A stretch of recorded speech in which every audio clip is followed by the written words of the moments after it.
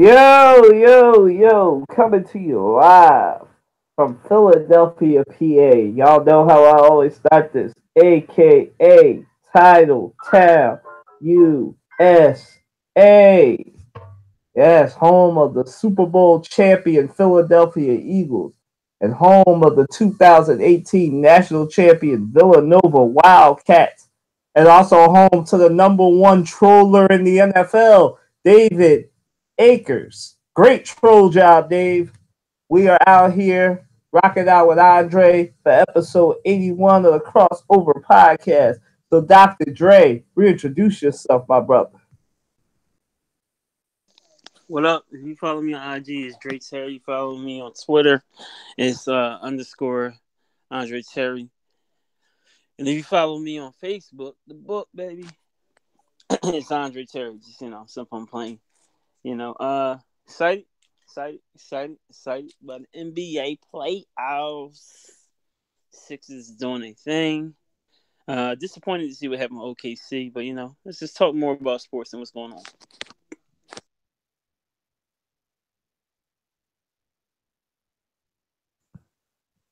All right, y'all. All right, yes. At Kyler W. Watson is my Twitter. You can follow the podcast on the crossover PO1 on Twitter. Kyler William Watson is my Facebook. You can always check us out. We're always being active. Can't wait to hear from you. But yes, we got a lot of stuff. Matson coming. We got Troy coming back. Fortunately for you Trey fans, Trey decided that Trey is because it's opening weekend for Infinity War. Trey decided to go watch Infinity War. I should be back next week, hopefully. But yeah, so you Trey fans. All right, Andre. So as we always start this show, we start over here with our crossover hot takes.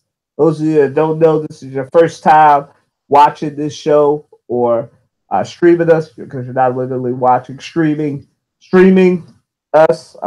This is where we dip in, lean in into some cultural, entertainment, local, political topics. They're not necessarily about sports. This week, once again, they're all sports related. So we will see. I can't wait to hear from the panelists on this one. So our first one, Andre, your reaction to the news we got this week that Michael Jordan has been sending kids or paying for underprivileged kids to go to college since 1999. Your reaction, sir? Go ahead. I was literally ecstatic, to see that he knows the importance of education and that he was giving back to the community. So, so many of us come from, we all come from, like, especially when you're a person of color, you should come from humble beginnings. I applaud him. I can't do nothing but applaud him for the 200 students that receive full rides to 65 different colleges. I mean, it's amazing. And then he's had 3 students under the Wing Scholars Program that come from disadvantaged, areas that actually went to a university. Like, that's just amazing, man. Like, we need more of that. We need more billionaires, millionaires. People just don't well, even if you like upper middle class. I don't care what class you come from. Everybody should be pouring into the educational system, even poor people. And I know I might sound radical for saying it, but like you could just like give $1 and we can all invest in kids' futures. There's no reason that only certain class of people should go to college. Education is paramount. I know that's cliche. I know you heard it before, but it's so vital. Like, if you want to get anywhere in this life, if you want to grow as a person, if you want to expand and help this world to cultivate to be the great world we know it can be, everybody needs to go to school. And it doesn't mean you need to go to a big university. It doesn't mean you need to go to a big college, small college, HBCU, or whatever, like a technical school. You got to find your lane and you got to, tap into that. I believe, like Jay-Z said, there's no chosen ones. We all have a gift and a talent, and we just got to tap into that, and we got to make ourselves better and make make everything around us better. And I think it's just as important when we get to that place, when we finally realize what our gift is and we start expanding on it, we start doing great things, you give back because it's a recycle system. Like we do with the garbage, we need to recycle. What's the point of gaining everything if you don't give it back? You have to give it back. Otherwise you're like a bank, you're being selfish. And because life ultimately, what I've realized, is about serving others. That's it.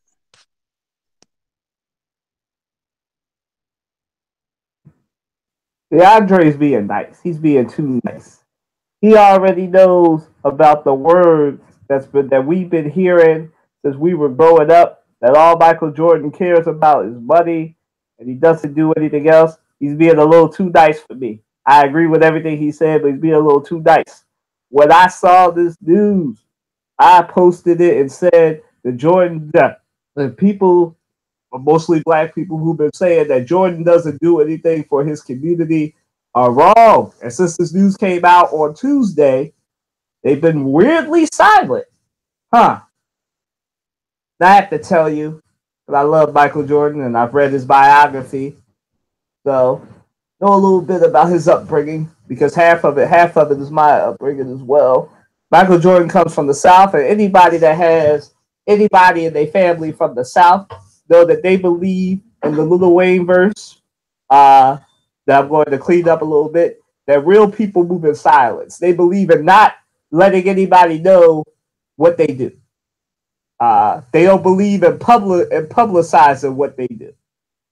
And Michael Jordan comes from North Carolina, so he doesn't believe in publicizing what he does, especially now that he's retired. Now, this just so happened that this got out through Complex and through Soul Collectors that Michael Jordan, by the way, for you people that Jordan brand, you want to know what the number one black owned brand is? The Jordan brand. So for those of you that say support black businesses, you should be supporting the Jordan brand because it's the biggest black brand on the planet. Bigger than any black brand that you support locally. The biggest black brand on the planet right here is the Jordan brand. So, for me, I always thought it was impossible for Michael Jordan to not be doing something in his community. Now, a lot of people use LeBron James and what he does for his community against Michael Jordan, because I've seen it done in circles, and I know Andre's probably seen it too. People that say, well, at least LeBron is sending kids to school. Michael did nothing when he was the face of the league. They don't know nothing. They don't know Michael Jordan. They don't know people that work for Michael Jordan like I do. They don't know anything about it. But they say stupid stuff out their mouth like that. Dre and I switch roles. He's the diplomatic one on this topic. I'm going to be the non-diplomatic one. No, they don't know Michael Jordan, but they say it all the time. And I know Andre. I know plenty of you that listen to this podcast have probably heard that. And I hate that. I hate when people try to use what another athlete does against another athlete as if it's comparable. Like, you shouldn't be using what LeBron James does to down Michael Jordan, especially when Michael Jordan doesn't publicize what he does. And that's not saying that LeBron James intentionally publicizes the fact that, he sends, 50 to 60 or however many kids from Akron, Ohio on full rides to college. Now, Michael Jordan's been doing this since 1999, as Andre so eloquently pointed out. Meaning he was sending kids to college before LeBron got in the league or got money. But again, it's not publicized. So I think a lot of people believe if it's not publicized, it doesn't happen. And for me, this just confirms what I already knew, that Michael Jordan does a lot of things for his community, but he moves in silence. Like he gave $2 billion, I believe it was $2 billion to $4 million. Donated it recently to social justice causes. He donated another $1 million for the African American Museum in DC that a lot of you visit or will visit this summer. He's donated money a lot. He just doesn't publicize it. And I just want to bring up that in the South, they believe in moving in silence and not publicizing what you do. So I just want y'all to see that just because you don't hear him talking about it doesn't mean he doesn't do anything. Now, Andre said, yes, education is very important. I'm glad Michael Jordan is supporting people. I'm glad that he's using money. I'm proud of any athlete that does something with their platform. But Michael Jordan has been doing this for a long time, probably even longer than 1999, but that's the start year. So he's been doing this going on 20 years. So I just want to say, give that man his props. So obviously he does care about the community. Obviously he is doing something for black people. So all of you that say that need to do your research. Shut up. Get to know some people. Get to know some people that either work for Michael Jordan, know some people that live in the Charlotte, North Carolina, or the North Carolina area in general, so they can tell you what he does in that community, and so you can know more. Andre, I cede the floor back to you if you want to respond.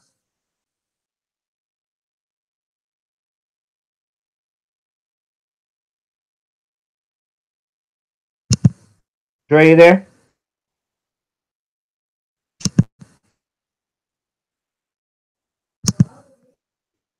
Okay. So moving right along. Hold up. Let me make sure. Andre, you there? Hmm. All right, we're moving right along to our second topic: the reaction to the Eagles drafted a tight end, Dallas Goedert, in Dallas, by the way. Uh, so my reaction to that, because I don't know what happened to Andre, uh, is my reaction is I'm happy for the Eagles. I'm happy that they picked up a tight end. They definitely needed one, even though they picked up what's the boy's name? They picked up the tight end from Green Bay. They still have Zach Ertz. They got another tight end on the roster, and then they have an Australian tight end as well.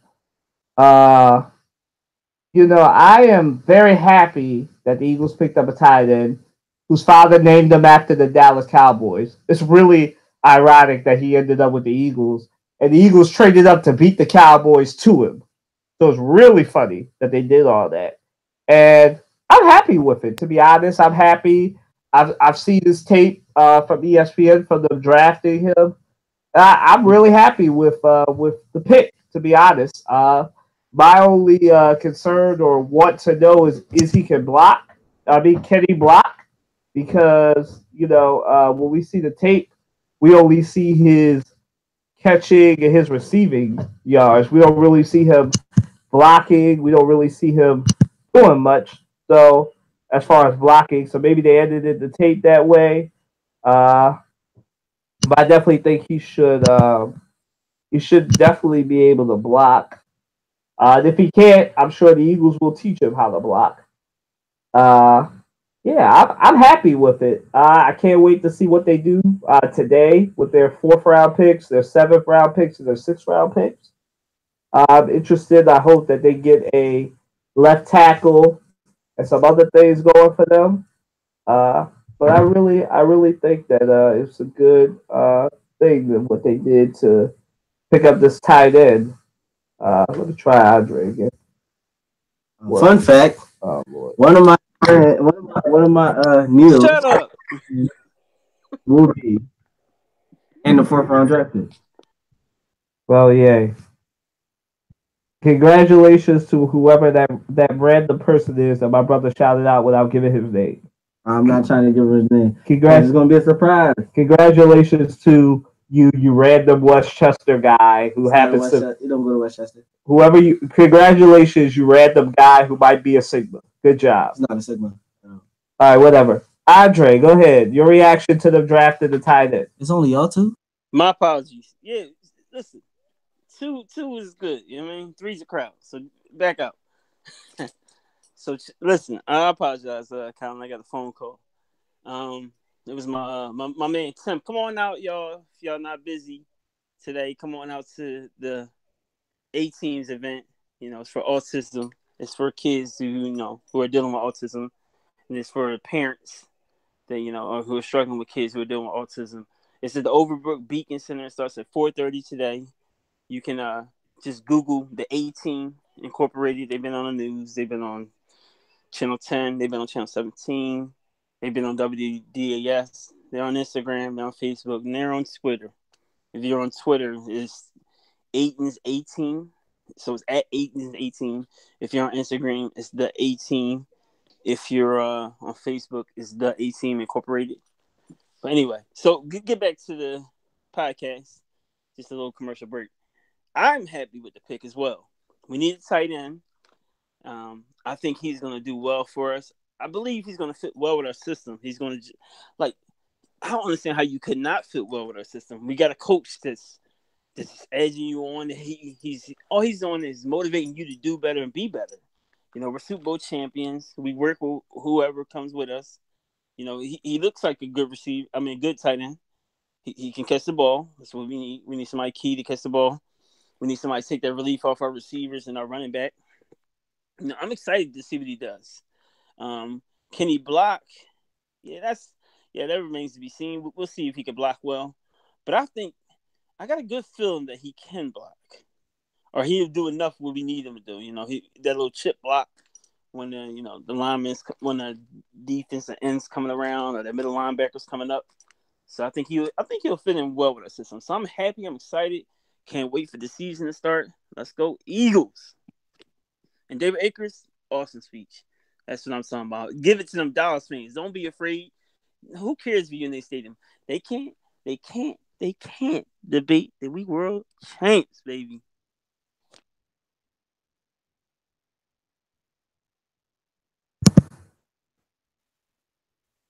All right. So Andre, is it time to blow up the OKC Thunder? Wait, what? That quick? Oh man, like yeah, that's man, them dudes, man. I just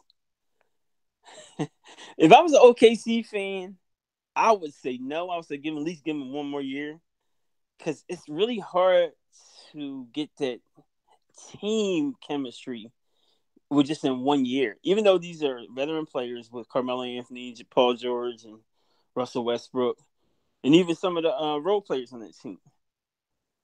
But I just think Carmelo is always going to be a problem. He's as much as he tries to be a team player, he's really not a team player. He doesn't make the players around him better. He's a great scorer. So if you need a go-to scorer, that's your guy. Like if a team is desperate in need of a scorer, shoot, bring Carmelo Anthony. It would be nice if we could bring him to the Sixers, but first of all, he would want max money. I don't even think we have the money to give him.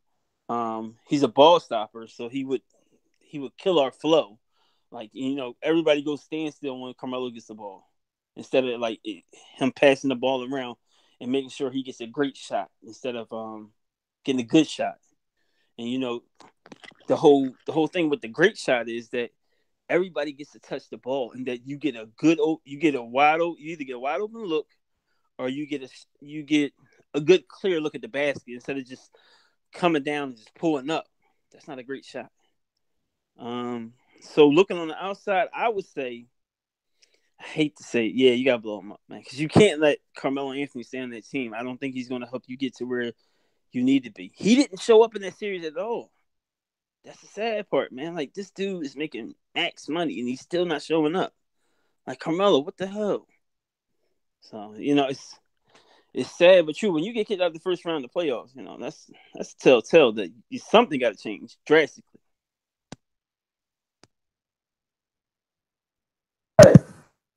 I think it is time to blow up the Thunder. I mean, if you really get technical, this is the second or third full year with just Russell Westbrook. I know it's not fair, but this is the second year.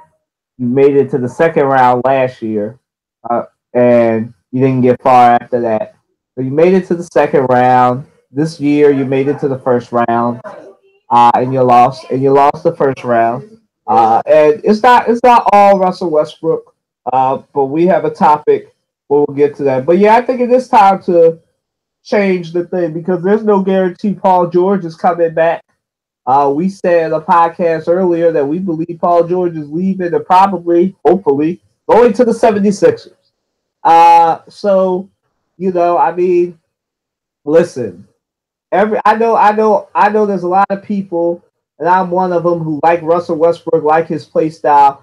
But let's be real, Russell Westbrook is one of these players, right? Because I don't want to say gun because he's not a gun, but he's sort of like Carmelo Anthony. He's a ball stopper. He's a guy that will give you 40 plus points, but will take about 50 shots to get there.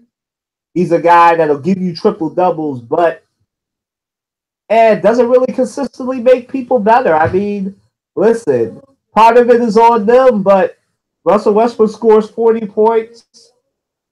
Paul George scores 5, and Carmelo Anthony scores 7. That as a point guard, you have to do better, especially when you're a superstar in this league. But it's not just on him. It's time to blow that up. I mean, listen, you see how Victor Oladipo is performing. I think the Oklahoma City Thunder gave up on him too quickly in order to get name recognition. Like they had a good team, but they gave up way too quickly in order to get some big profile teams, create a super team in OKC. I mean, listen, the super team didn't work for OKC when they had it, and I believe that the indictment of the Oklahoma City Thunder is that they didn't try harder to keep James Harden. They didn't try much, and they could have done a lot more to keep. Definitely could have kept Kevin Durant. I don't know why. It still blows my mind that they traded James Harden. And the indictment of the Oklahoma City Thunder will always be that they had 3 of the top youngest players for the early years, the early prime of their career, and did nothing but one finals appearance. I said this on previous podcasts about the Oklahoma City Thunder. The greatest indictment of them will be that they had those 3 and only got one finals appearance out of it. Only one. If you told me a team with Kevin Durant, Russell Westbrook, and James Harden on it, I would say, oh, you got those 3? That means you're probably in the finals or close to the finals every year, and you should at least have won one finals. I mean, listen, James Harden is now on the Rockets. Kevin Durant has won his 1 ring, and it might get 2, depending on what happens, in the rest of this playoffs. And Russell Westbrook is the only one still on the Oklahoma City Thunder. I mean, I said last year on a previous podcast that he should have never signed that long-term deal because he was doing himself to be a Allen Iverson, a Charles Barkley, a Karl Malone, have great stats, but never get to where you belong, the finals and a chance to win a title. Now, granted, each of them got to a finals, but they lost. And it's time to blow up the Oklahoma City Thunder. It's time to do something else. It's time to try and move Carmelo Anthony maybe somewhere else. It's time to, they're definitely probably going to lose Paul George to free agency. So it's time to start drafting again. It's time to rebuild.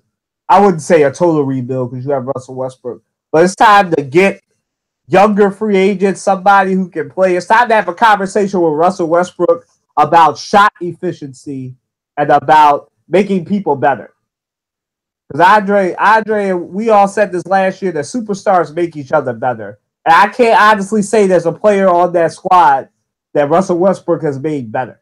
Maybe Andre can find one, but I can't. Go ahead, Andre. You got anything else to say on that? Yeah, I definitely don't know a player he's made better. Yeah. I think it's a laughing matter trying to even think of somebody he made better. If anything, I could probably find people he made worse. Like Kevin Durant. Like he didn't allow Kevin Durant to fully run that team through him. Because he was the better player on the team, hands down.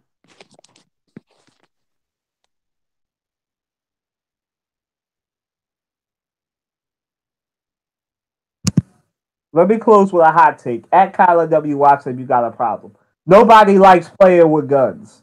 I mean, look, let's look at the players like Andre mentioned one, Kevin Durant. I mentioned one even earlier than that, Victor Oladipo. I mean, look at Victor Oladipo, y'all. Like Victor Oladipo, um, Victor Oladipo looked like trash last year playing for the Oklahoma City Thunder. Look at him now in Indianapolis. Had a big game last night. It's just looking like a superstar. And I don't know. We didn't see this Victor Oladipo in Orlando.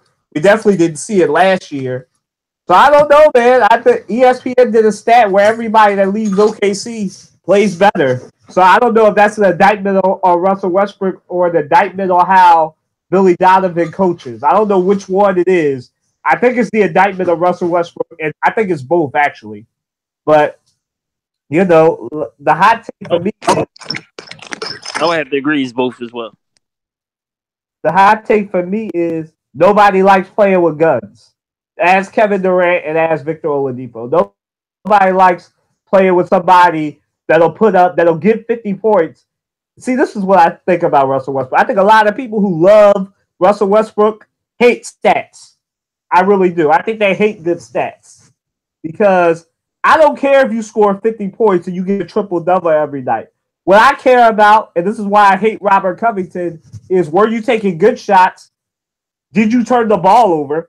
And of those assists, who did you make better? Like, I like Russell Westbrook, but if you're taking 50 shots and you're taking shots away from Carmelo Anthony and Paul George, and you're the freaking point guard, what are you doing? What are you doing? Like, for real, OKC had no business losing to Utah, a young Utah team that's up and coming. You had no business, Russell Westbrook, Paul George, and Carmelo Anthony getting outshined by Donovan Mitchell, a rookie. He outplayed all three of them this whole series. You had no business getting outplayed like that by a rookie. Now, he's going to be a great player, but still, they got outplayed by one guy, all three of them. One guy outplayed all three of them. If that's not an indictment of how OKC plays ball and doesn't say that it needs to be blown up, I don't know what will. So moving right along to the next one.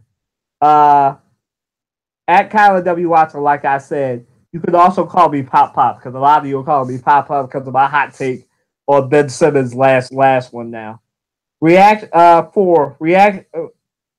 All right, Andre, what's your reaction to the competition committee and the NCAA telling Mark Emmert and the NCAA that they need to get rid of the one and done rule and ban cheaters?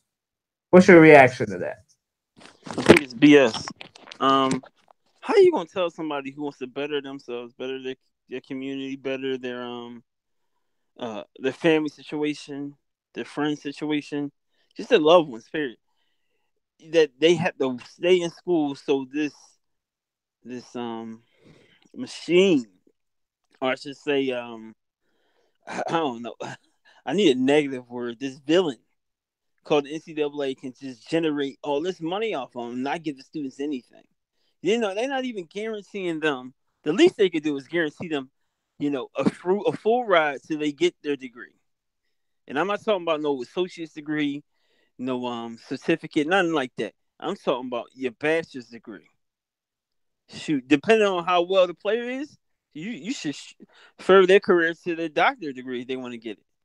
Because they're making that much money off of these kids, man. It's $1 billion corporation.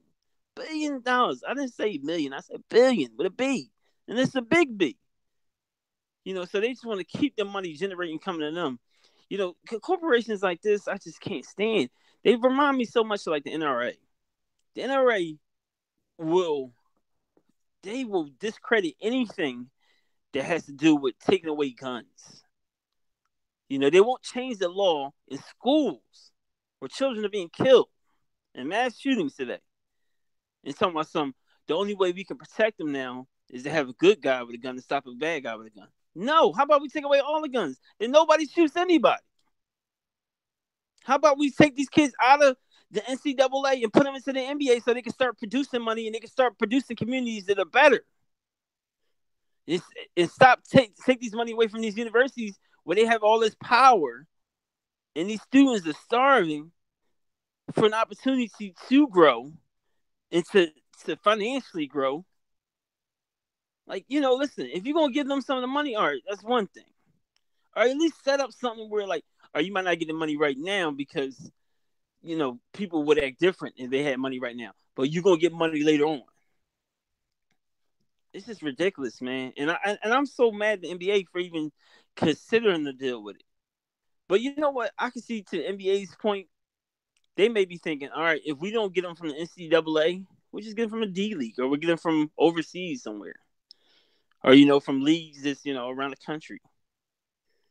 Because it's endless opportunities of where to get guys from. There's so many guys chopping at the bit just to get into the NBA. So, NBA probably like, we fine, we good. We making money, so we, if NCAA wants to work with us on this, we'll work with them.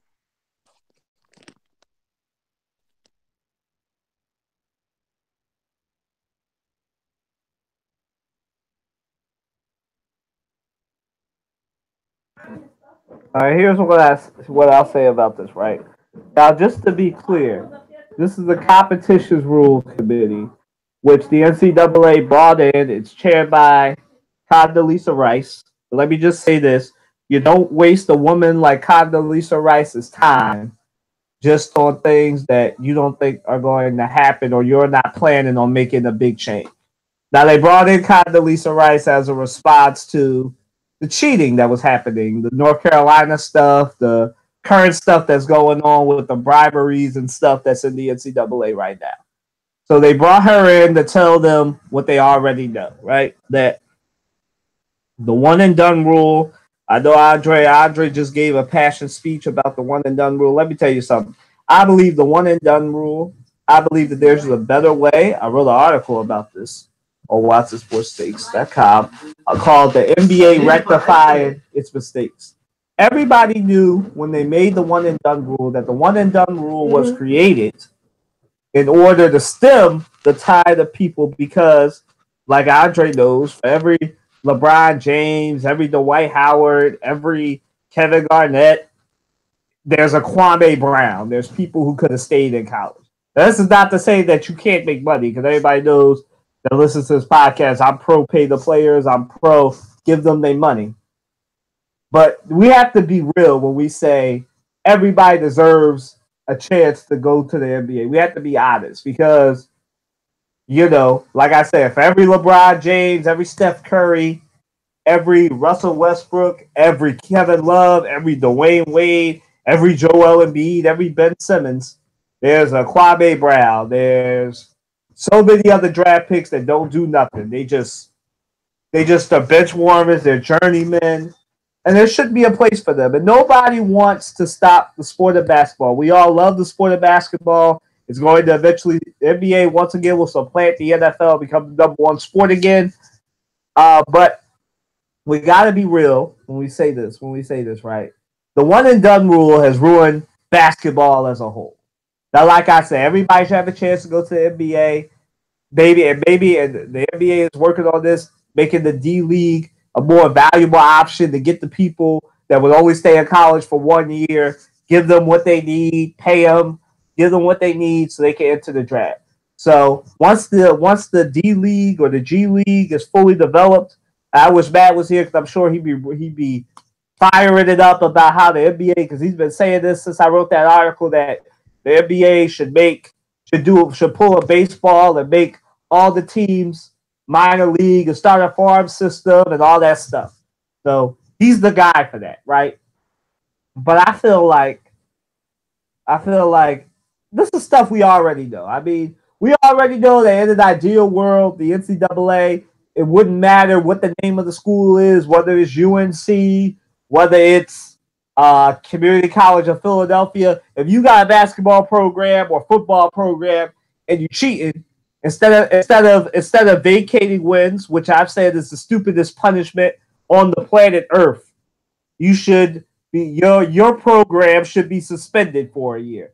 I mean, if we're taking it from K through 12, from the school level, bringing up the school analogy again, when you do something really, really bad, the principal suspends you.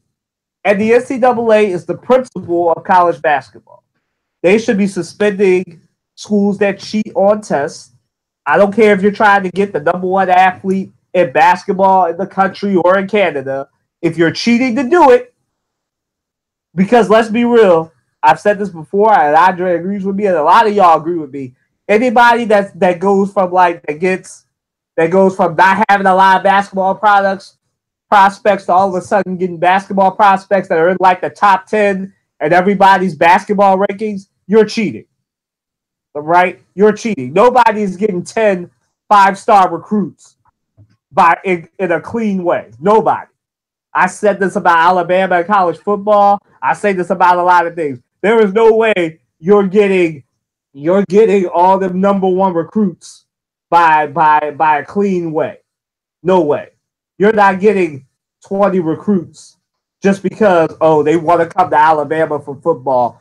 They want to come to Duke for basketball. Get the heck out of here. Nobody believes that. Like nobody believes that. And, like I said, I think the recommendations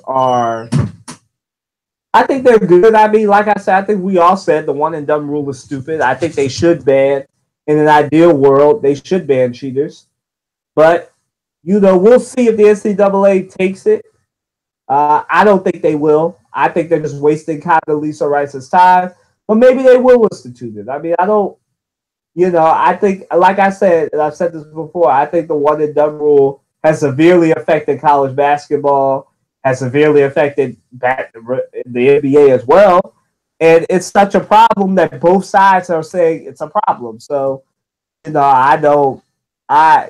I said, make the G League a valuable minor league system so people that want to just go straight to the NBA, don't care about school, they can do that. College basketball can reinvent itself and everybody wins. You got anything to add to that, Andre? No, not really. It's just you gotta do something for the players. Like nobody's gonna go to, especially athletes. I would say a large majority of them don't really want to go to school. They want to play their sport. And we know a lot of these student athletes aren't going to classes. They're getting people to do their work. They take tests for them. It's a lot of cheating going on. So, don't just talk about one side of cheating. Talk about all of it. Shine a light on everything. So, it's such hypocrisy, and I had one of these on, and I talked about this with the Bill Cosby case, not to run off on the tangent, but I was like, they want to convict him, but they let Harvey Weinstein go. They let Charlie Sheen go. They let President Trump go. All these men, Matt Lauer. These guys don't get convicted. They don't go to prison. But when it's a black man in power, they want to strip him of everything he has. You can have wealth, but you will not have power. They will not allow that to happen in this country.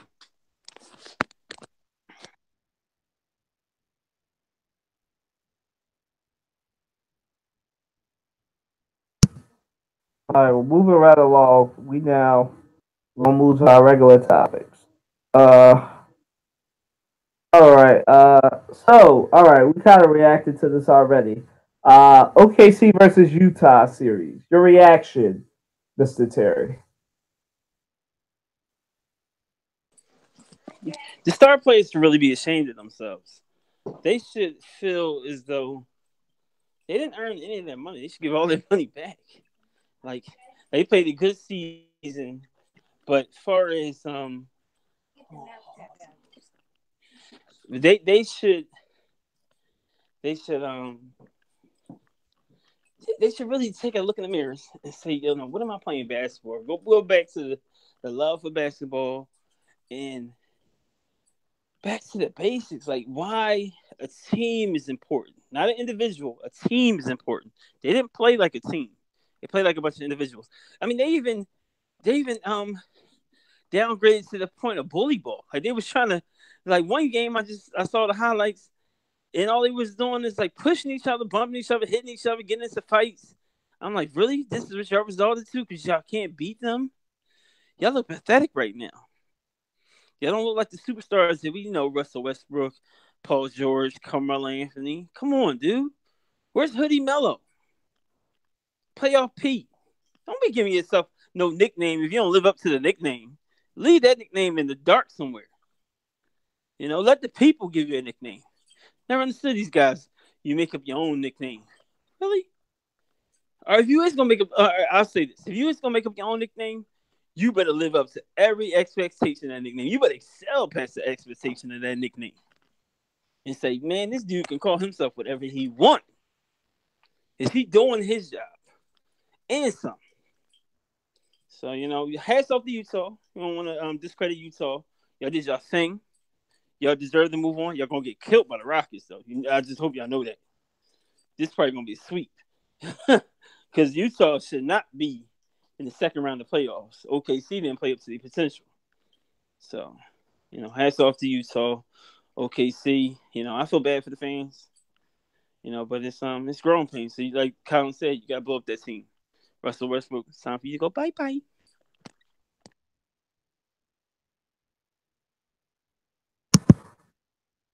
Listen, I mean, Utah's a good up and coming team. I mean, they're kind of like we made these comparisons. They're kind of like the Sixers. I mean, they're young and up and coming. Taking these shots. They're young and up. They're young and up and coming, and they're young and up and coming, and they're built to last. I mean, they probably peaked too soon, but you could say that about the Sixers too. But they are where they are. They're led by a superstar in Donovan Mitchell, who's going to be runner up to Ben Simmons. Yeah. And the rookie, Bernice. and the rookie of the year. You said Bernice. In the rookie of the year campaign, he's definitely going to come up short to Ben Simmons. But like I say, he's a great player. He's up and coming. And the Jazz won that series. OKC, they took it from OKC. It's like OKC came out and saw that the Jazz were not going to roll over to them. And the other thing, another hot take for you OKC fans is this: you can't buy a ring. As LeBron James and them learned a couple last year, you can't buy a ring. You can't put all these superstars together and expect it to gel, especially when you have the top 3 ISO ball players on one team. I don't think a lot of y'all realize that. Russell Westbrook, Carmelo Anthony, and Paul George are the top 3 ISO ball players in the league. Lonzo Ball and his brother will take their team to the league. Be quiet, Chris. We're not talking about the Lakers. I'm just saying. Anyway, Lonzo Ball. Anyway, so Chris, quit smoking that crack. It's messing with your brain. Listen, when Lonzo Ball and them smoke y'all team, y'all gonna be upset. Y'all gonna be upset, and you gonna be like, "Yo, they ain't gonna do nothing to Embiid." Markel Fultz could beat them by himself. He ain't going to listen. Have you seen Joel Embiid and Ben Simmons lately? He doesn't. Right, he doesn't watch basketball. He just watches the highlights. Yeah, that's what I thought. Yeah, but when Alonzo Ball smoke your team, y'all gonna be upset. Anyway, so you can't buy a championship. They tried the New York Yankees themselves to a title, and it didn't work. And it just didn't work. I don't know what else to say. I mean, listen, Rudy Gobert, Donovan Mitchell, and what's the Bulls' name that used to play for the Timberwolves, the point guard? He really outplayed Rudy. Come on, Andre, what's his name? Rudy, not Rudy Gobert, but the other guy from Spain. You talking about on Utah? Yeah. Let me look him up. I forget his name too. Rudy Fernandez, I think is his name. Rudy something. He really outplayed Russell Westbrook. And Russell Westbrook got dude named Rudy. They know what we talking about. Rudy Rubio. There we go. I said the dude named Ruby. They know what we talking about. Yeah, Rubio. really got outplayed by. I forgot to casualize this stuff. Really got outplayed. For those of you that are living under a rock, I forgot what the fan uh Facebook's me. I totally forgot. It's the NBA playoffs. Oklahoma City Thunder just lost 4 games to 2. Yeah. So that's what we're talking about. Did the young team beat the vets, or did the vets lose it? The Thunder, right? They're like I said, it needs to be blown up. Nobody has fun playing with guns. They didn't play up to their. I mean, listen, it's like I said last year. You can't expect individuals to come together and become a team. There are three of the most. I'm not going to say they're selfish players. They're ISO ball players. They're used to playing by themselves. Like they're not used to playing with I say they selfish. two two other superstars. So like, all right, Andre said it. OKC Twitter hit him up. I ain't say it. Uh, they're just not built to win right away. They're not a team. They're a bunch of individuals that are masquerading as a team. That's what they are, and they lost to a better team. And most of y'all may not want to admit it, but the better team is the Utah Jazz. Just like the better team when they play the Rockets are the Rockets. Now, does that mean they'll play up to their potentials? Because, like I said, James Harden and Chris Paul, this has been pointed out on this podcast before, they don't get past the second round players. So right now, they're about where they should be right now. Two second round players are in the second round. Now we'll see if they get past the second round. You know, they have a lot of work to do to beat the Jazz. I think that series is going 7. I don't think it'll be a sweep like Andre does, but we'll get to that later. I think that game's going 7. I think that's going 7. Just remember, I called it. They're gonna light them boys up. They're telling young boys what time it is. I don't think so, but anyway, so Utah won it. OKC lost it because they built their team around 3 individual players. One of those individual players, I hope, comes to the Sixers. We're going to get to that in a minute. All right, moving right along, and I'll start on this one. Is Russell Westbrook the reason the Thunder will never be successful? Listen, Russell Westbrook, this is the thing about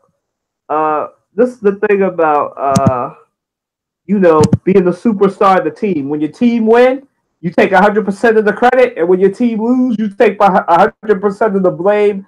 Especially when you're a guy that has the ball in your hands, and the other 2 superstars that your GM the one that your GM traded for, or actually both that they traded for, and one has 5 points, the other one has 7 points, and you're the point guard.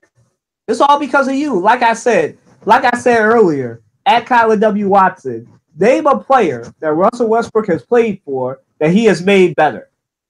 I mean, let's just go through their roster. I mean, does he make Steven Adams better? Nah. Does he make who else is on that team? Does he make Dang, I'm struggling with their roster. He definitely didn't make Paul George or Carmelo Anthony better. I mean, I just challenge you to find the player that he has made better. Steven Adams, Chris Brewer, Raymond Felton, Nick Collison, Dakari Johnson. You got Terrence Ferguson. You naming the roster? Yeah, Nick Collison. Yeah, we gonna get him out the way. So we gonna say none of these players. Patrick Patterson. We got Josh. I don't know how to say his last name. Huatis or something. I don't know. He gonna come at me if you need to. Jeremiah Grant. Alex Abrams. That might be it. I think that's it. Yeah, that's it. And Corey Brewer. So yeah, so I challenge you to find a player on that roster or in the past that was on that roster that he made better because I know the two prime examples that I'm about to say, Kevin Durant and Victor Oladipo, are playing way better because they're on teams that actually pass the ball and actually are built on one player. And that's the new NBA now. Positionless, unselfish basketball. You know, it's not about keeping the ball stagnant anymore. Allen Iverson, Charles Barkley, not Karl Malone, the Allen Iverson and the Charles Barkley type players, the guns, they're gone, man. I love Allen Iverson, but if you're an objective Allen Iverson fan like I am, you know that boy was a gun. You know that boy was a gun. And some people might say, "How dare you be from No, Philadelphia?" he was a gun, but I will say this in his defense: he never really had the help he needed, and every time he got a little bit of help, they took it away, like Larry Hughes or Stackhouse. Like they really should have tried to work that Stackhouse team together. Stackhouse was the beast when AI first came into the league, but they didn't allow that to materialize and become something great. And every player they got after that was like after their career, like Dikembe Mutombo. He was on the downside of his career. It was amazing what Larry Brown got out of those players, But big dog Glenn Robinson, he was on the downside of his career. Chris Webber, wasn't Chris Webber on the same time AI was on there? I feel like he was. Yeah, he was. Yeah, it was short-lived careers, and they had spurts where they looked good, but then it could never materialize anything in the playoffs. He never had that another superstar next to him. He never had the dominant center within like Shaq or something. So if he'd have had like a Kobe, a Shaq, a Tracy McGrady, a Vince Carter, a Jason Kidd, somebody, just somebody, anybody, help him, please.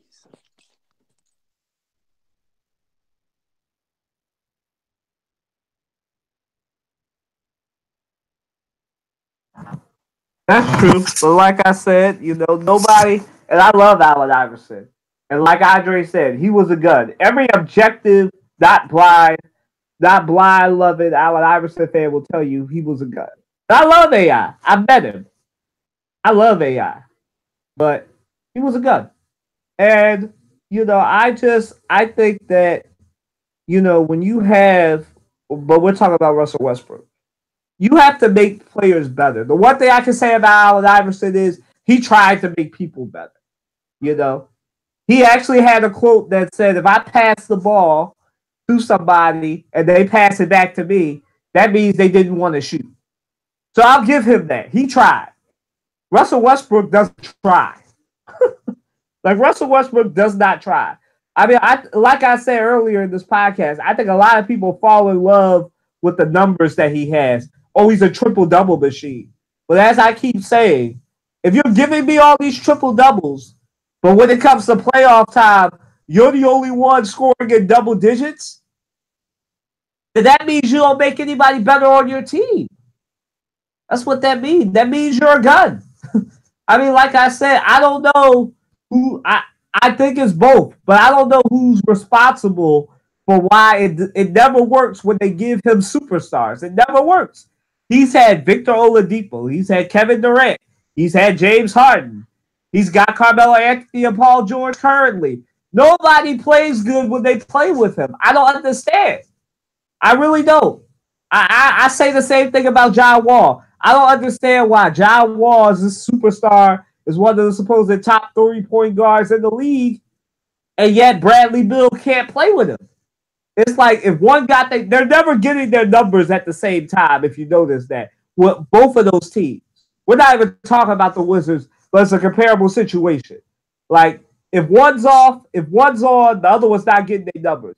Russell Westbrook's on, Paul George, Carmelo Anthony not getting their numbers. And therefore, you lose to the Utah Jazz in 6 games. Like I said, find me a player that Russell Westbrook has made better. Russell Westbrook is a great player, but he's a gun. He's an iso ball player. He's His game is an archaic game in the new NBA. The new NBA is positionless, pass friendly, move the ball around, old school basketball. That's what it is now. That's what it is.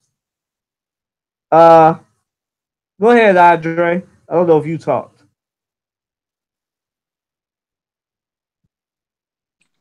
We still on the question about see the question. Yeah, we're still on Russell Westbrook. Oh, okay. Well, 6. Is Russell Westbrook the reason that Thunder will never be successful? I don't want to give him all that. I want to give some of that to the coach too, because to me, a great coach figure out a way to make everything work and to get max production. Like, you never hear any of the commenters saying he's getting the best out of these players on the OKC team. So I don't think they had the right coach. You know who would be the right coach? Somebody who knows how to deal with guns, a Larry Brown type, Doug Collins type. That's the type of coach you need. That gritty coach. I would even go so far as to say like my man from Villanova, Jay Wright, that type of coach.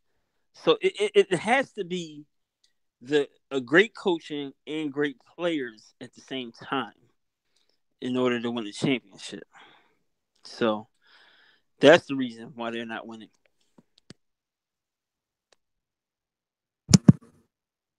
Short and sweet. All right. So Andre, should Paul George get on out of OKC? If he want to win the championship, hell yeah. No, if he don't want to win the championship, he just want to collect money, go ahead, stay. You know, I don't know why he would though. Like, it's a smaller market, they're not going to be able to give him the kind of money a bigger market team would. So, if I was him, I wouldn't stay. And we just got kicked down in the first round of playoffs. Do you want to keep hearing that? Because you're going to hear about this all your career. When you're sports commentating, when they bring you back to talk about sports and stuff, they always want to bring out, you guys got kicked down in the first round of playoffs. Do you regret that? He's going to have to answer those questions. Those are tough questions. You know, he may laugh it off, but it hurts every player's pride when they get kicked down in the first round of playoffs, and they know they're better than that. Especially when you've been in a deeper round of the playoffs.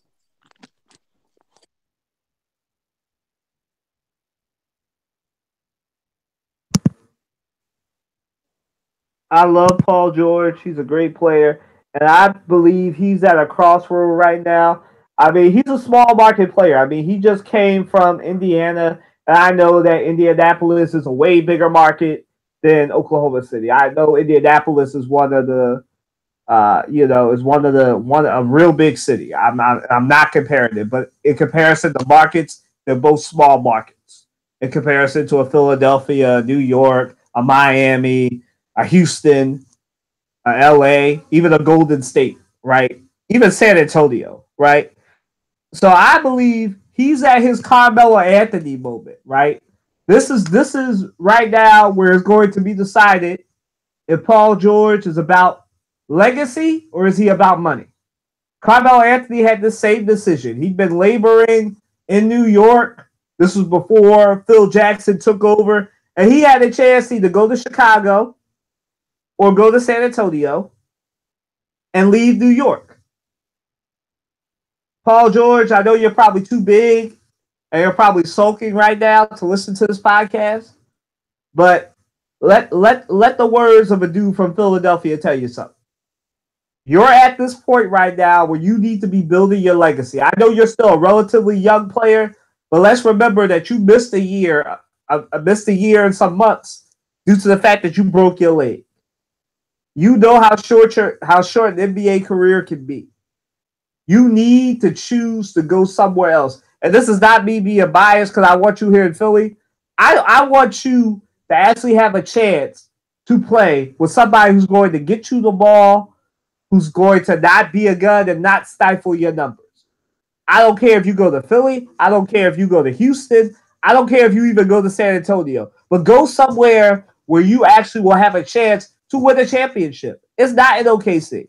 Andre said it best. Like, and I'll say it again, this is your legacy-defining moment. I'm sure Carmelo Anthony is regretting the fact that he chose dollar bills, y'all, over playing in Chicago with Jalen Rose and Joakim Noah. Going over there and building something with Kawhi Leonard and Tim Duncan with the Spurs a couple of years ago. I don't think y'all remember that Carmelo Anthony, before Phil Jackson took over, he had a chance to either go to San Antonio or go to Chicago, and he chose to stay in freaking New York because he valued money over a championship. And I think I don't want that to happen to Paul George. So to answer the question, Paul George needs to leave. Paul George is a free agent. He just lost in the first round of the NBA playoffs, as Andre so eloquently pointed out. And you know, this is his legacy-defining moment. It's time to leave, man. It's time to get out. Look at Victor Oladipo. Look at James Harden. Look at everybody who gets away from Paul George and how the next year they have a career season. Last year, Kevin Durant put up career-defining numbers. This year, he's putting up career-defining moments. This year, Victor Oladipo is playing like the superstar we always knew he was. Like, come on, man. It's right in front of your face. Leave OKC. Leave OKC. Like, this is a whole show where mostly Andre and I have agreed. Like, leave OKC, my man. Leave OKC. All right, Andre. So are the Raptors the best team in the East? Are you still saying that after what you saw last night? Go ahead, Andre.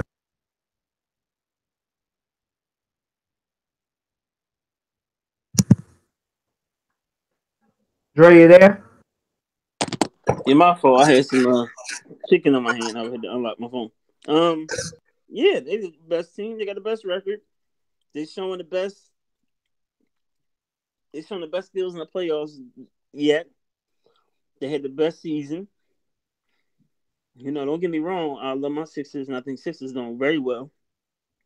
But until they play the Raptors, I wouldn't say they're the best team in the East. And we definitely couldn't say Boston is without Kyrie. You know, because they've had their struggles, and we know what the Cavaliers are doing. It's just, I'm so disappointed in Kevin Love and J.R. Smith. I've been so disappointed in J.R. Smith for so long. It almost gets me back to the feeling that they should have never got rid of Amon Shumpert and Isaiah Thomas. You know, all those players they got rid of. And Crowder. I feel like those players they had knew their system. They could have worked with them more. Of course, they weren't doing well at certain points of the season, but, you know, that's just growing pains. It's just teams go through it. So I feel like he tried to take a step forward. They want to step backwards. But shout out to Kyle Lowry. Shout out to DeMar DeRozan. Shout out to their coach. You know, they I can't think of his name right now, but yeah, they're best team in the East.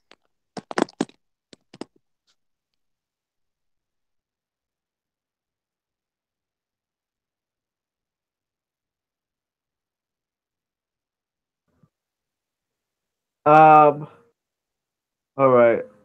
Are the Raptors the best team in the East? To be honest, just based on the fact that they're the number one seed and we only go by seeding and what have you done for me lately in the NBA playoffs?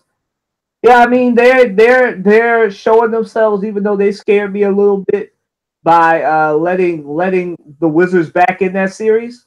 I'll give it to them, man. They're still one of they are right now because they're the number one seed and they're the best team until somebody eliminates them just based on their seeding. They're the best team in on the East right now, but we'll see. And you know it's going to be based off the matchup because I believe whether they play Indiana or the Cavaliers, that's probably going 6 or 7 games. And the Raptors did what they were supposed to do. It was an elimination game, and they did what Cleveland couldn't do. They did what the Sixers did. They closed it out. Now, granted, they closed it out on the road because they blew it the last game, but you know they did what they took their second opportunity and they blew them out. And you know You know, what can you say? DeMar DeRozan and Kyle Lowry, you know, they have a new Warriors-based system, Warriors-based offense, and right now it's showing up. It's showing that, you know, maybe it was the way they were playing. Maybe it wasn't the players. Maybe it just was the way that they were playing. So I really have nothing to say about them. Like the Raptors are a good team. I like the Raptors. I mean, I don't like them when they play my Sixers, but I like the Raptors, and you know, eventually they'll be playing my. They'll probably end up because Cleveland looked horrible last night. They'll probably end up playing the Sixers in the Eastern Conference Finals. Maybe we'll see. But you know, I think that they're the best team until somebody eliminates them. Like Ric Flair said, to be the man, you got to beat the man. And in the East, the two good teams right now are the Sixers and the Raptors, and it looks like they might be on a collision course. So, you know, they're right now to answer the question, yes, they're the best team in the East based on their seeding and based on the fact that they handle their business. They handled their business. Moving right along. So, Andre, are all these game sevens good for the NBA playoffs? It always based on the teams. All the game sevens bit better. Yeah, I would have to argue yes, because now we're starting to see what teams are made of through adversity. Like I don't want to see a team sweep a team.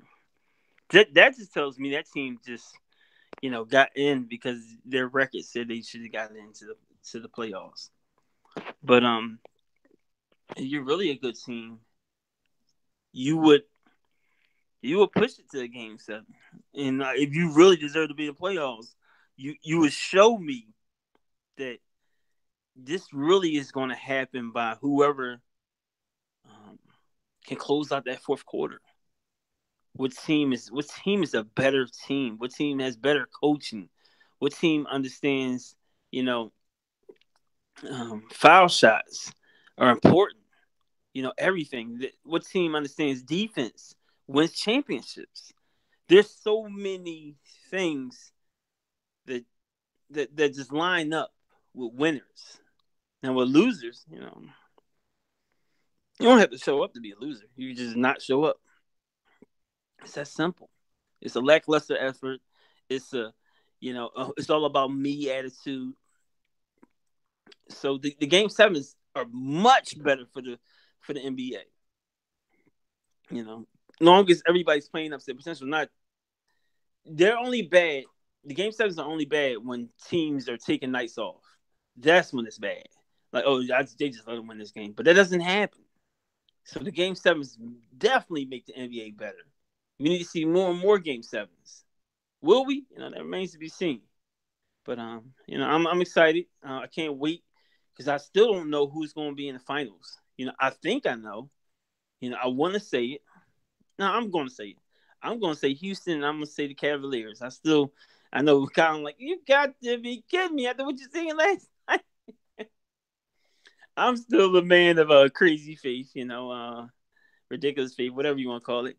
But I think Houston's going to get past Golden State. I think Golden State's time is up. I think you can only stay on top but so long. It's just the laws of gravity. Like whatever goes up must come down. So let's go.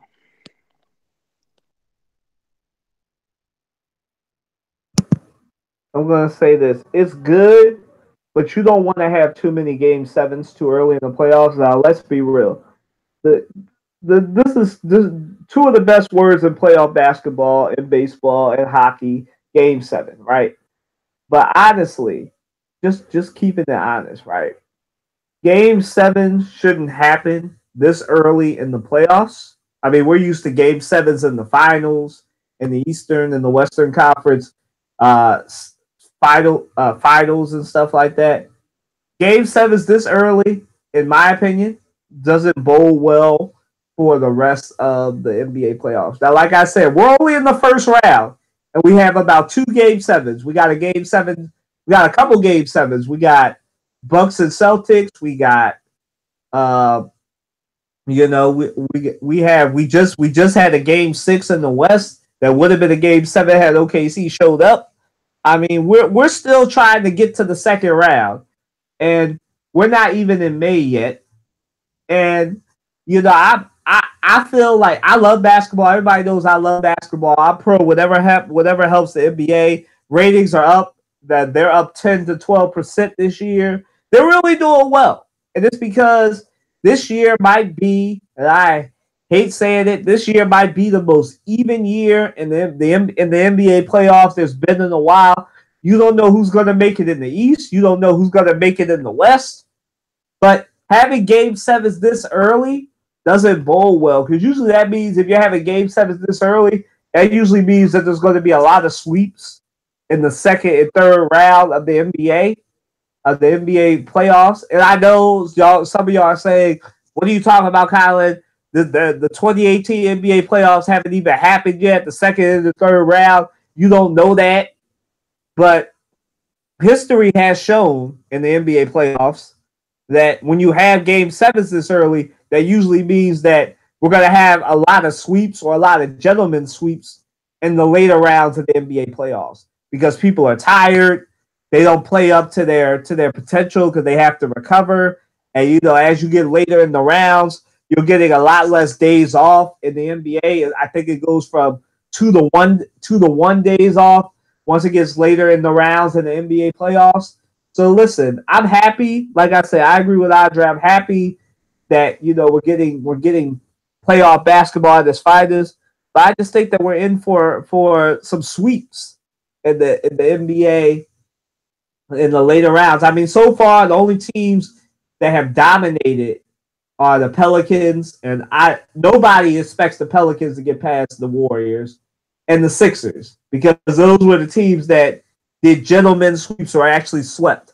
So we'll see. But I feel like I feel like it's good, but I don't think it bodes well for the rest of the playoffs. I really don't think it bodes well. So moving right along. All right, Andre. Actually, let me do Matt's baseball thing before just to see, because I don't know if he's coming. I haven't heard from him since yesterday.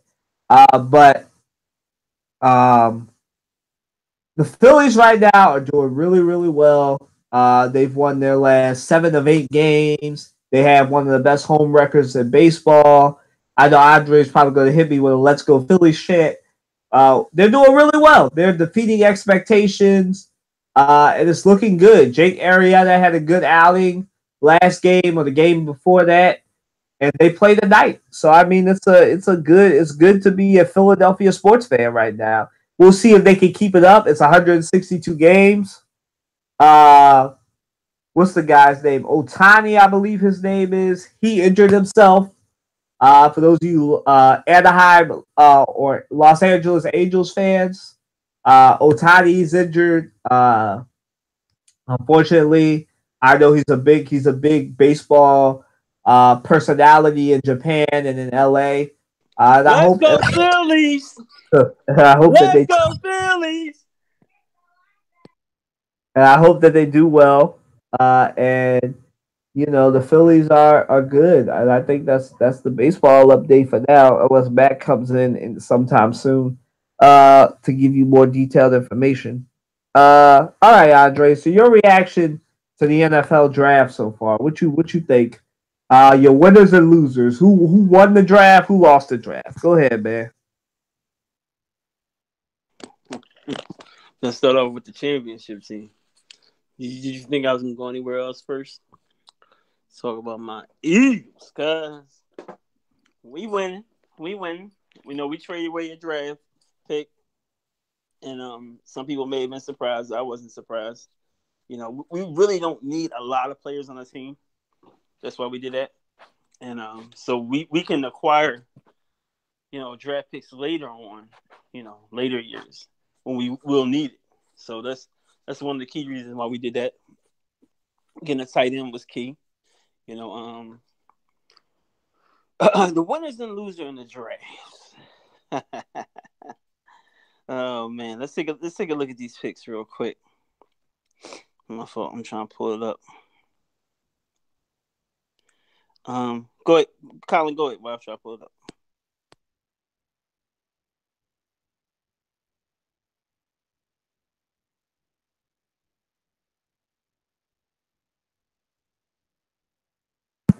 All right, so my winner right now, just based off of what they've done so far, is Arizona. I mean, Arizona went in here. The Cardinals, they needed a quarterback of the future. They got their quarterback of the future in Josh Rosen.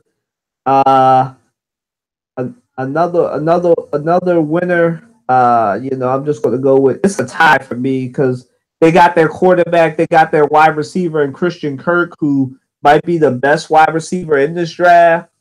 And I really, really wanted the Eagles to get him, but unfortunately, the Eagles traded out of the first round in order to let the Ravens get their quarterback of the future in Lamar. So I'm all for that as well. Lamar Jackson getting his shine. But the Cardinals were the winners to me, and and another winner actually just keeping it 100. Another winner outside of the Cardinals, I guess, and I it's not often that you hear anybody say this, but the Browns, man, the Browns also, I feel like they've had a good draft so far. They got their quarterback, they got a running back, they got some defense, they handled that. I really do feel like they got a good thing. Now a loser to me in the draft, I gotta say the Cowboys, man. I mean, they took a player that we wanted in Vander Esch, but so they got some linebacking help. But they need a tight end. I mean, I'm hearing that Wooden is going to retire. They need a tight end and a wide receiver, and I don't see a number one wide receiver and a number one tight end that can replace that production that they got from Witten and Bryant. I mean, even though as an Eagles fan, I don't really like the Cowboys. I gotta admit that with Witten and Bryant, I was always scared that the Eagles would double team Bryant and let Witten get off, and that's generally what happened in the Cowboys and Eagles games. I know Andre can talk about how we hated Jason Witten. Like loved him as a player, but hated the fact that he was a Cowboy because he would always. It was a guarantee that if it was third and long, it wasn't going to Des Bryant. We knew who it was going to. It was Jason Witten over the middle, and there was nothing we could do to stop it. Nothing. And it's it's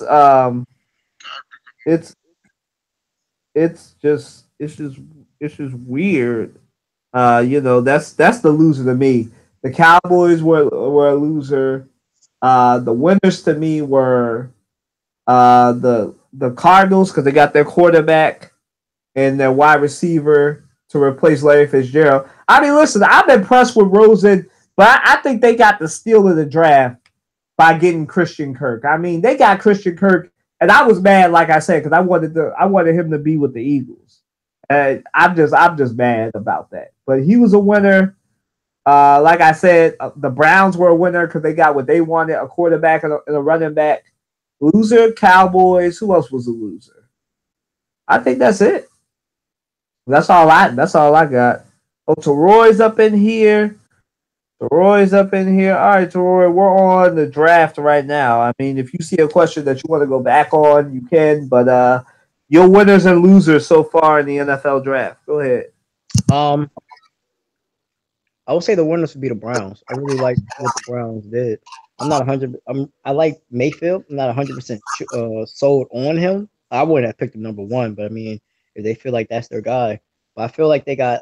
I still would have went Chubb over their cornerback just because their cornerback is small, and I don't know how that's gonna like. It works against like Pittsburgh, but the Ravens and the Bengals have like bigger wide receivers in AJ Green and Michael Crabtree. So it's going to be interesting to see how that happens. I would have put Bradley Chubb opposite side of Myles Garrett, but they do need a cornerback since they left Joe Hayden. So I would say the winner would be the Browns. I do like the Browns. Um, and I like what the Cardinals did. I mean, I'm not a real Josh Rosen fan like that, but I think I think they're one of the bigger winners too. One of the losers, honestly, in my opinion, is the Bills. And I don't like Josh Allen. He's not really accurate like that. So therefore I kind of see it difficult to see how he's going to do well in the cold weather. There's one thing to have a big arm, but you need to be accurate with that big arm. And I just don't see how he can be. I don't. I just don't.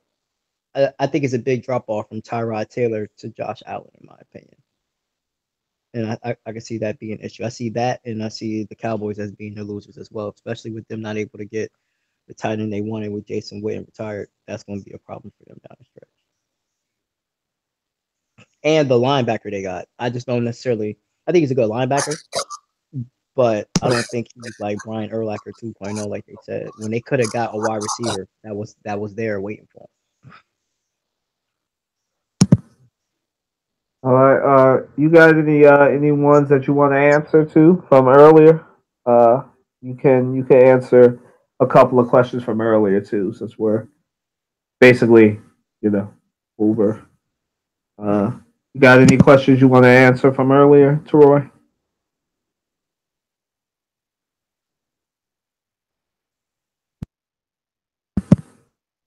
Guess not. Go ahead, Andre. What's your opinion? My bad. I had it on mute. I'm sorry. I don't know. I thought I had it off mute. Did y'all go over the OKC series and the Russell Westbrook and the Paul George and the Raptors and everything like that already? Yeah, but you can go ahead and give your thoughts on that. All right, I'll get my quick thoughts on it. Paul George leaving. He's not staying. It's definitely gone. I mean, like I've always had this theory on Paul George that I like him as a player, but he's not clutch, and it's starting to have me question if I want him on the Sixers because I'm not paying you $80 million, $100 million for you to score 5 points in a playoff game. I mean, whether Westbrook takes a lot of shots or not, he really has. He's shown up for what, game 1 and then game 5. Outside of that, he really hasn't shown up.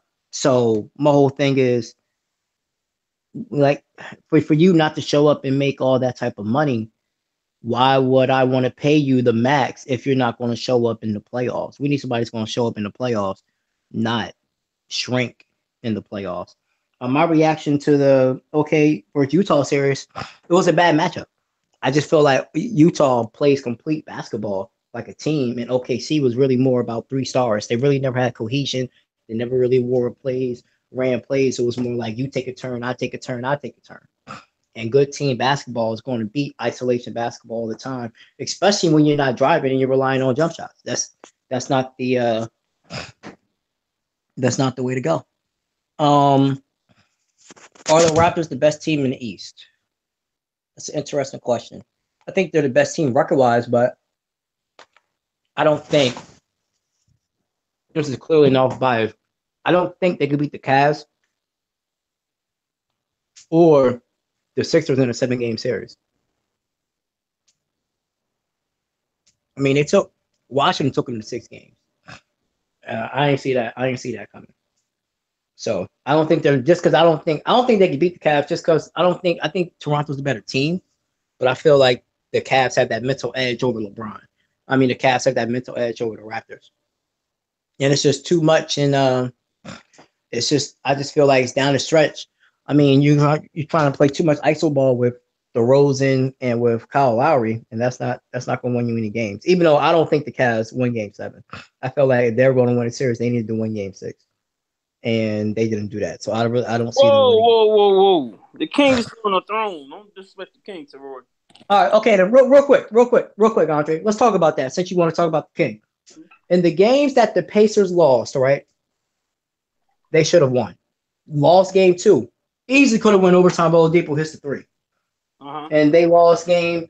They lost that game 4 in Indy where they could have won if they hit shots down the stretch. And then we all know that the last game 5 was a goaltend, but he hits that shot anyway. So the games that the Pacers lost. Don't about what it should have cost.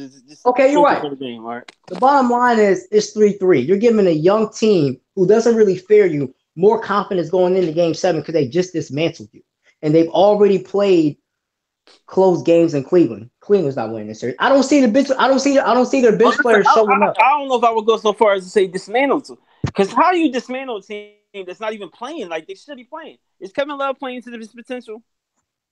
Or did Kevin Love be known and come to love?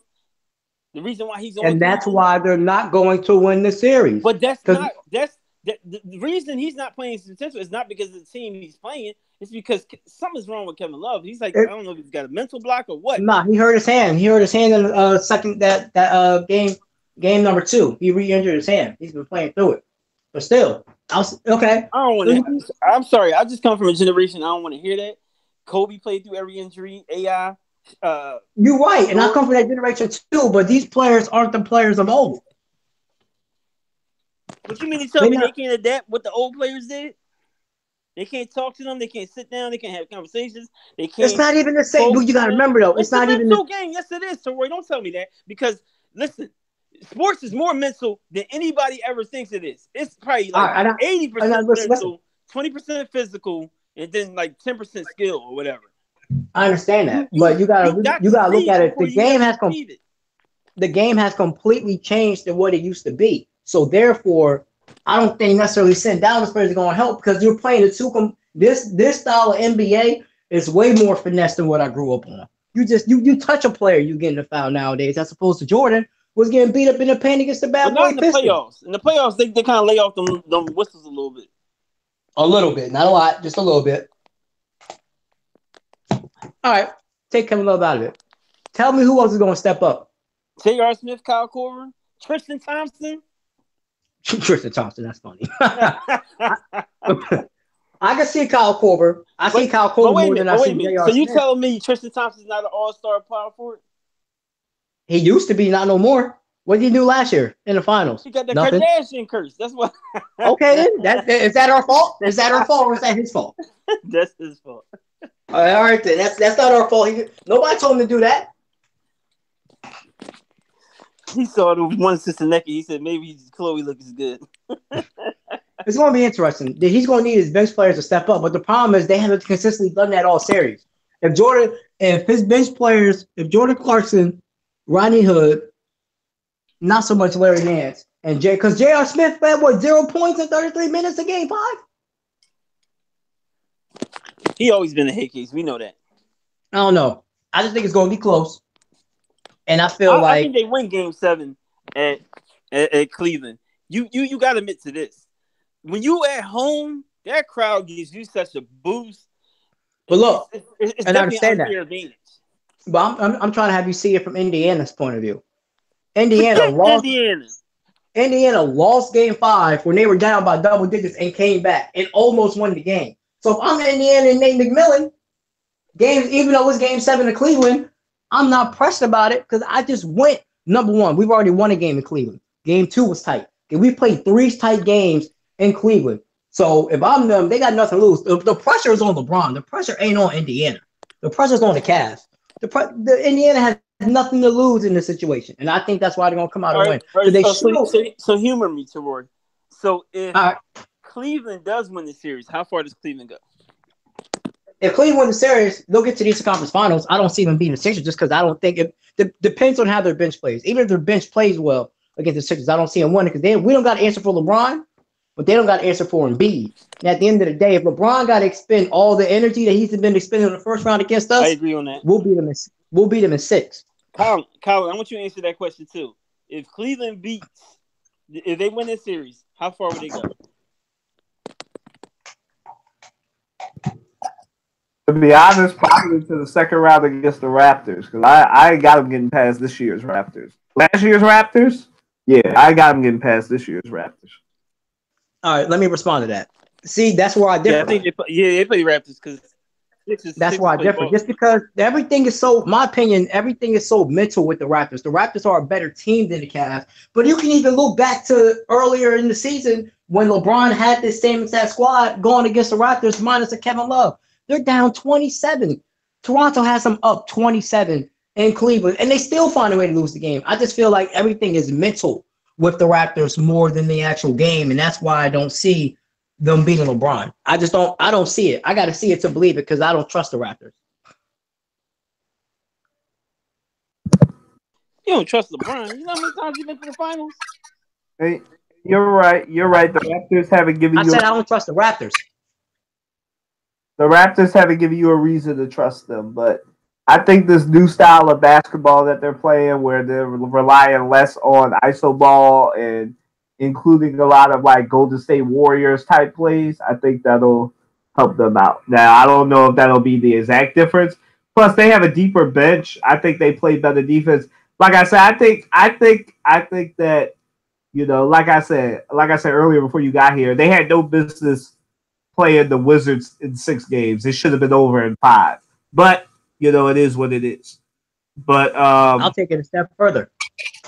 I think if Indiana wins, we meet them in the Eastern Conference Finals. Well, you know who? Oh, okay. Yeah. Okay.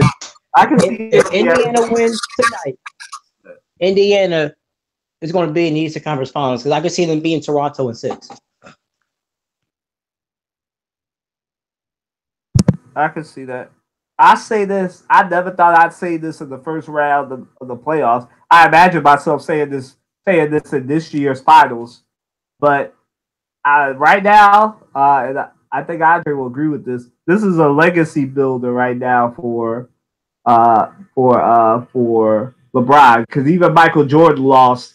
Now he did it during when he was real young, but even he lost in the first round of the playoffs, and people still clown him for that. So I think that if LeBron James, this is legacy. I never imagined I'd be saying this at the first round of an NBA playoffs, but this is legacy defining for LeBron this year. And I hate saying that. Game 7 of the first round against the Indiana Pacers. I was about to say the Indianapolis Colts, but the Indianapolis Pacers. Like I never thought I'd be saying that this early in the playoff game. I gotta ask y'all this question: if LeBron losing his first round in this playoffs, does this diminish his legacy? I'm not even a LeBron fan like that, to be honest. I don't even like I respect his game. I've never been a LeBron fan, but it won't diminish his legacy. Because in all honesty, the more and more I think about it, the team that he has now is way worse than the team that went to the finals in 07.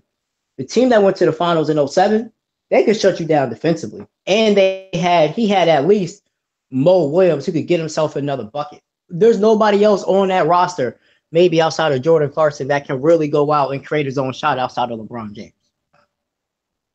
And they're a better defensive team. So if he could get this team to the Eastern Conference Finals, that's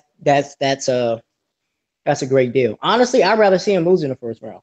Because if he gets to the finals, they get swept. They're not winning the game, whether they play Houston or whether they play the Warriors. They will lose in 5 if they played the Pelicans. So I'd rather see him lose in either first round or not get out the East as opposed to getting to the finals and just taking another loss. That's going to do worse than his legacy. Because in my opinion, everybody's like, we ran into the Warriors.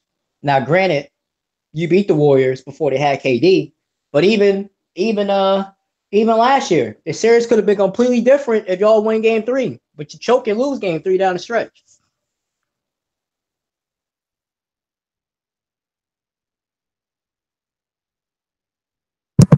To be honest with you, I think if he loses, I'm with Terrell. I don't think it'll affect his legacy. I think he'll just get clowned, but it won't affect his legacy. I mean, he's been to the finals 8 straight times, only won like 3 of them, but still, he's been to the finals like eight straight times. So I think that his legacy is he won some rings. He was the best player of the generation. I mean, I've said this before. I think they don't do a good comparison for him by comparing him to Michael Jordan. His finals record and the way his NBA career is stretching out is much more reminiscent of Magic Johnson. Because if y'all remember Magic Johnson's finals record, I believe, and somebody can correct me if I'm wrong, but I believe Magic Johnson only went like 1-9 in his career in the finals, won like 1 or 2 rings, and went to about 2-9, 1-9. He did something that he had a horrible finals record. So I think that his career, I don't think it'll hurt him if they lose in the first round. I really don't. But I think that he'll, much like Michael Jordan, just get clowned for losing in the first round, especially to the Pacers.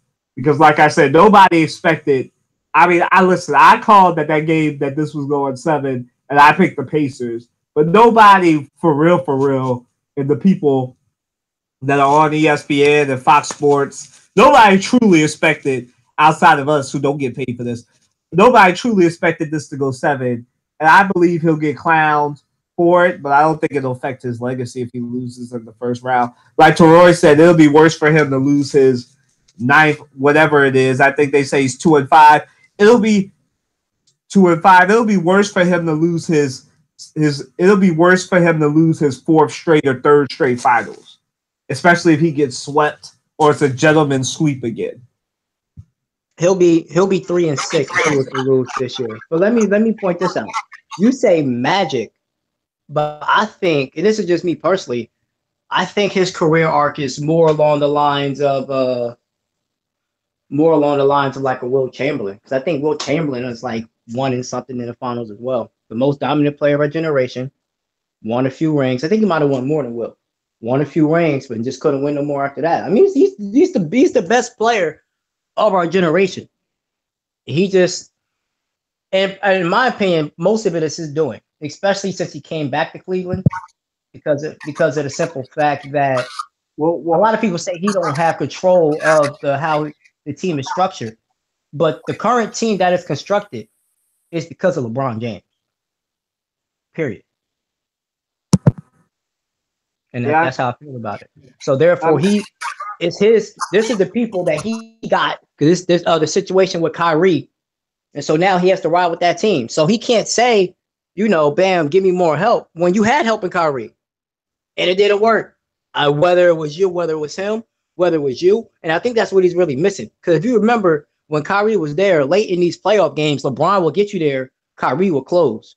He don't have that extra. He doesn't have that other person to create a shot and close out the games. So now he has to do everything by himself, back to what he was doing the first time in Cleveland. Because ever since he went to Miami, he was playing with somebody that could create his own shot, whether it be a Dwayne Wade, whether it be a Kyrie, somebody that can finish. He'll get you there.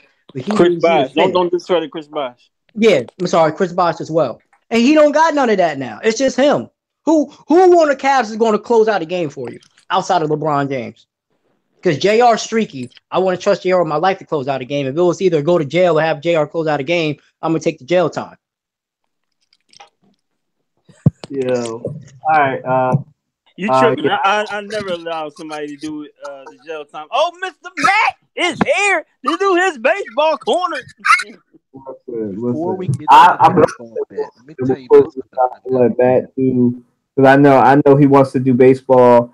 Roy, what I want you to answer though before Matt goes, unless he wants to talk LeBron James.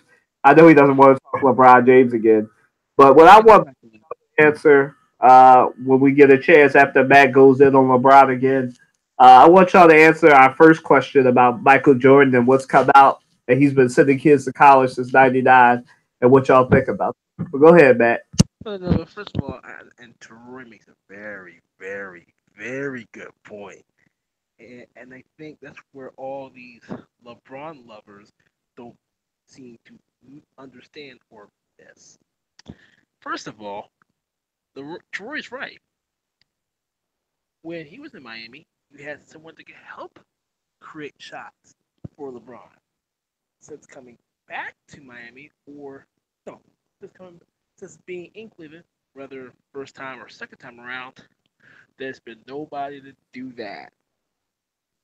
And on top of that, if he's getting all the attention, shouldn't it be the fact that you should have a supporting cast that should help you get set shots or get this, attract the attention, dish it off, and have at it?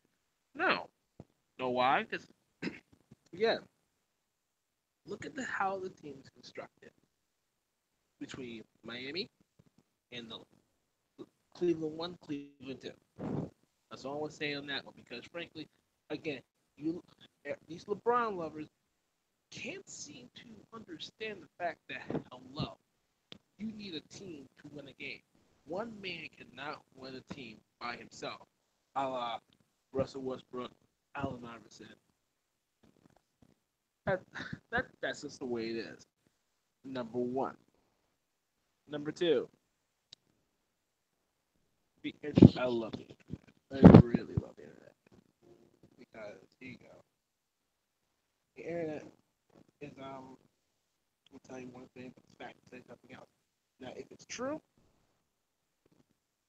it's true that Jordan's been sending people to college, and that's it is what it is. It is what it is. But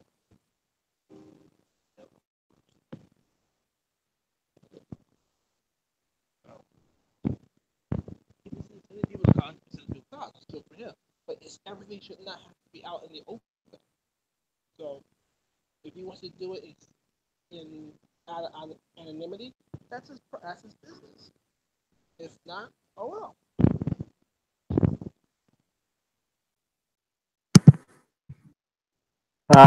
Matt and Teroy, one of you want to talk about Michael Jordan and what you think about that, especially since we're all in the generation with people that have said Michael Jordan does nothing for our community, does nothing for us. Y'all want to talk on that? Andre and I already spoke on it, so I'm giving y'all chance to talk on it from whatever perspective you want to bring to it. I'll go first. I like it. I mean, I've always been in the mindset of just because you have money and you don't have to, like, it's not your obligation to help, but even if you help, you don't have to flaunt it for the world to see. Like I'm saying, so like just because he has money and everybody, just because he doesn't have it out there in the world that he's sending people to college, that's not necessarily the case. It's just maybe he could just be more of a private guy. So I'm not upset at it. And I like the fact that he's taking it, but it's been so low key. Because it's not really, even though we will like for, our black athletes and, prominent black athletes to help send our children to college, at the end of the day, it's not their obligation. It's not in their contract. They don't got to do it. They don't have to make it be known.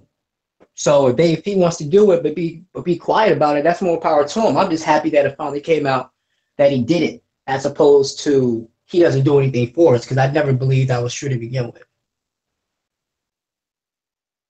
And has been doing it going on 20 years. Go ahead, Matt, especially you, because I know you come up in the South. Talk about it, especially from that perspective, you being a Southerner, how I know Teroy can speak for it too, because he's in Florida.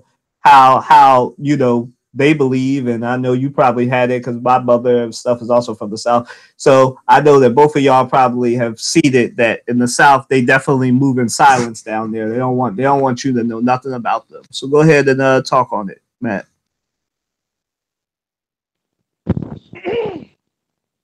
I don't think it's just a Southern thing. It's just there are people who don't want their business out there. It's just the way it is.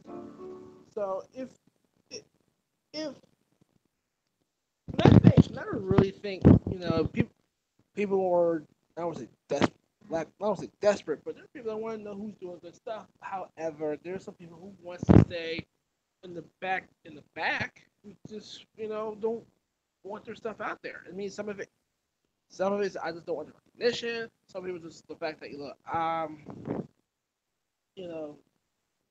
don't want that whole big publicity, and then also this humility. That's another thing. Some people are just very humble about it. So if you're gonna go ahead, and I'm not gonna speak for everybody. You got some people who just flat out, suspect. So, but there are some nice people here that will give you the straw back. Just make sure you get ahead, but you make sure you come back and you say thank you or give back something. But it's just more of like, look, some people just want to remain under anonymity. That's for some people. There are some people. It's not just a something. It's just a human thing. That's where I see it right now. That's how I see it. Basically, not just a something thing. It's all over. All right, Matt, and if you want to do your baseball thing, and then if you want to answer the question that we were on before we got on tangents, which was winners and losers. Oh, and then both of you want to talk about the Eagles picking up a tight end too from the other half of that North Dakota, South Dakota thing between him and Carson Wentz. You can go, y'all both can go on that too. Well, Teroy already talked winners and losers, but I'm gonna let you go first, Matt.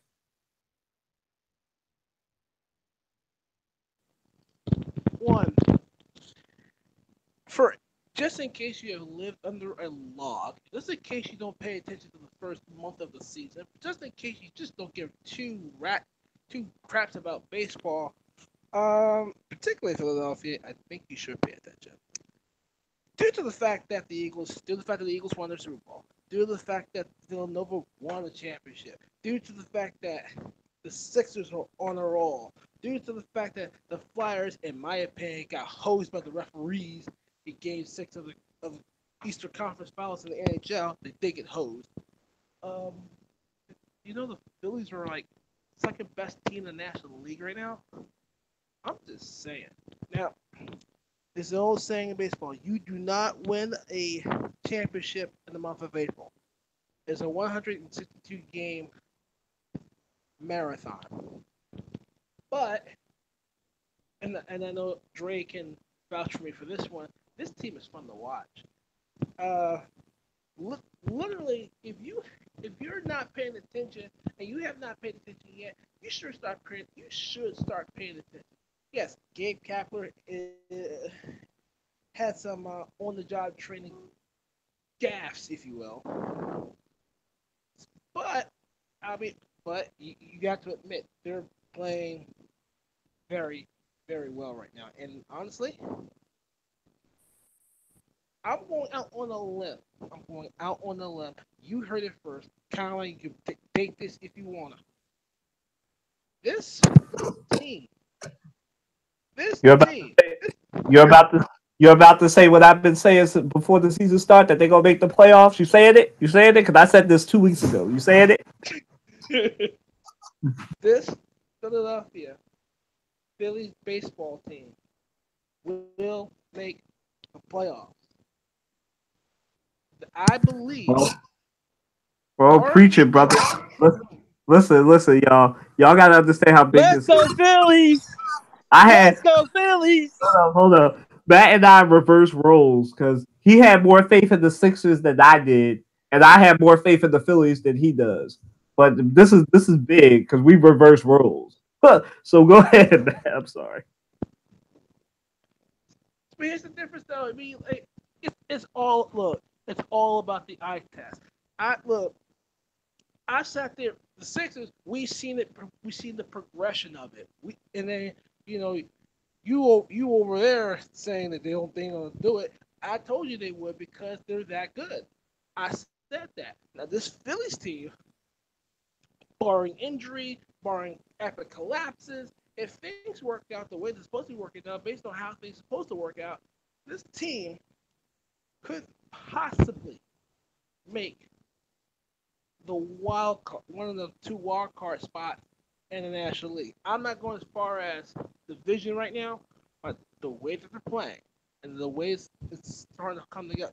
This is April. I mean, things can change between now and June. Things can change. But this team, I see Red October in Philadelphia. You heard it first. You have not. This team is going to the playoffs. Oh my goodness, he did it. All right, and just for both you and Teroy, because I don't think he talked about Dallas Goddard.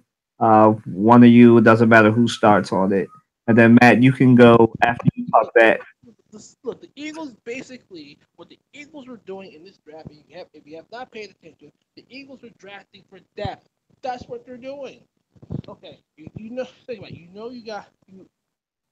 You release Selleck, and I disagree with the fact that you released Trey Burton. I disagree, but that's my thing. You release those two, you know you needed a tight end, and they're getting a tight end out of the second round was a pretty good. I thought it was a pretty good idea. I like the pick. And I did like the Eagles trading down out of the first round. I thought it was a good idea because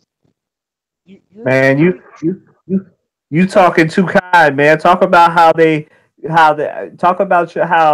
beat the Cowboys to a guy who was named after them in Dallas when Dallas needed a tight end. First off, hold on, let's watch this. The fact that Jason Witten, first of all, I'm where I'm at. in Louisiana is cowboy. It's more cowboy than Saint, right? I mean, I'm working in the school where Dak Prescott played football in middle school. Okay, middle high school. So let's see here. Name dropper. Whatever. Look, the point is the Dallas Cowboys have found new ways to screw themselves. They did. They did. And guess what? The best way to do it, was just not get your needs taken care of. You got your wide receiver, but you knew you needed a tight end. You knew you needed a tight end. You knew you needed a linebacker. They kind of got that. But honestly, I'm going to be very honest with you. The Dallas Cowboys will continue to shoot themselves in the foot. It's not because of their names, because of their namesake, but they don't draft. They haven't drafted really well. It's more like a hit or miss. You know, they've been trying to recreate that great train robbery of the early '90s, and it's not been working. So, if I were the Dallas Cowboys, and I've said this on many occasions, they need, first of all, Jerry Jones needs to get off his high horse, get off his ass, and give up the general manager title. That's what he needs to do. Because it's embarrassing.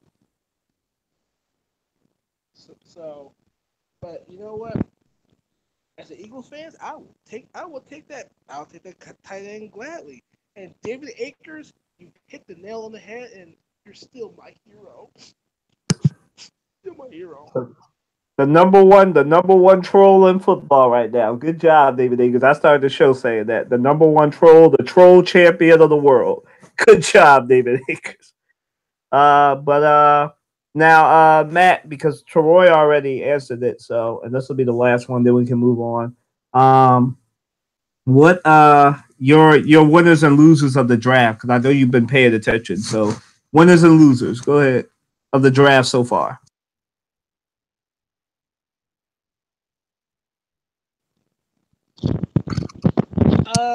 So far, win will have. So far, the win has to go right now to Cleveland Browns because I think the Browns finally are getting a clue like you stink, you suck, and you have to build on this draft like today, and they did the right thing by getting a quarterback. Um, so getting the quarterback out of the first round was pretty much the smartest thing they've ever done since they came back to the NFL. So as far as loot, and that's my win right now. And as far as my loser, I'm sticking with the Cowboys. Not out of hate, because it's Jerry Jones. He's gonna find a way to screw it up. He's still gonna find ways to screw it up. All right. Hold on, I ain't never finished mine for the draft. Oh, I agree. I agree that the Cleveland Browns are the winner in the draft because they made a lot of moves in the offseason to get pieces that they needed. And the pieces they get now in the draft are just only going to help. They're building depth, and they're making sure they're locking up every position. So when the season does come, they're gonna make some noise. Who I'm gonna say the loser is, I'm gonna say the Giants. I feel like the Giants need a quarterback, and they didn't go get a quarterback, and they need it. I feel like they should have. That's the first thing they should have got because Eli Manning is not their quarterback anymore. You know, they crushed his confidence when they took him off and they put Geno Smith in his place. How do you do that? I just don't understand. Like, how do you do that, man? Like, were you serious when you did that? You know, it reminds me of another sports player that they took out, and it was almost kind of like I can't think of the player name. I don't know if it was the Eagles or the Sixers, but it's like they started somebody they shouldn't have started. Like, yo, that you couldn't have been serious with that start. But yeah, so Cleveland Browns winners, and I'm gonna say New York Giants is the losers. All right, y'all. I'm gonna do a reverse because we can talk about that New York Times stuff about the owners in a minute. But let's just wrap up the basketball part. So, who are the Sixers going to play in the second round of the NBA playoffs this weekend? I'll start. I'm going to say because this has been a playoff series that where the home team always wins, and even though I'd rather play the Bucks, I think that the Eagles will wind up playing the Celtics and will start out and will start out as a road dog, just like the Eagles. Going to have to, fortunately, because they're not a top two seed, they're probably going to end up having to go to Boston and win at least one game or ideally both games in Boston next week. So I think they're going to wind up playing Boston, even though I think that the Bucks. I think I don't really have. Let me just say it like this. This has been a series, like I said earlier, where the home teams have been winning. So if you have home field advantage, you're going to win. So I'm going to say the Celtics because I think the pattern of this playoff series will continue, and it'll be the Celtics. Go ahead, Troy. It's the Celtics, just because I don't trust the Bucks. I don't trust Giannis. Like I don't understand how everybody says he's the next heir apparent to LeBron James. I think he's overrated, in my opinion. He's overhyped. He's good. He's not great. In my opinion, without Kyrie, without Gordon Hayward, and without for what the first 5 games, Marcus Smart, series should have been over. There's no way without those 3 players you're down in the series. Like he doesn't take over games like he should. Like I feel like he has the talent, but he doesn't. I remember when they lost game 5, he was like, "Oh, my shots, I wasn't getting my shots." But Jalen Rose made a good point. Every shot is your shot on the court. They can't stop you. So why not take over the game late in the game? He has talent, but he doesn't have that drive. He doesn't have that mentality. And it really sucks. Because I remember beginning of the year was hype because Kobe had his quest for him, which was win MVP. But he's not even close. He's a good player, but he's not great. And he don't really have a jump shot like that either. He's like maybe he has a little bit better jump shot than Ben Simmons, but I don't even think he's a better player than Ben Simmons, in my opinion. He's just long. He's just athletic. He's a freak. But at the same time, he doesn't have that killer instinct. And as long as he doesn't have that killer instinct, they don't win. Because they should have won. There's no in the world why this series is going 7 without Gordon and without Kyrie. Like, there's no way in the world it should have won 7. They should have won the series already. So we're playing Boston. And I had been told as soon as I saw Milwaukee play Boston, I was like, we're playing Boston. Boston got lucky they didn't have to play the Heat. Because I felt like that would have been a tougher series for them. But they got lucky when they played Boston because I don't think Boston has that killer. I think Boston and Washington are kind of the same. They don't have that killer instinct needed to put a team away when a team is down. And that's why we're going to play Boston in the second round. All right, we'll see tonight. That's 2 Bostons. For those of you that have been living under a rock, because I said I would do this for every segment because one of my fans asked us to.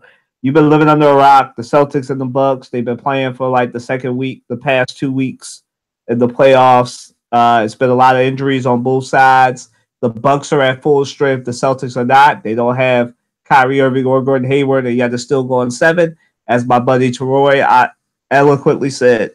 But moving on to Matt, so that's two Celtics predictions.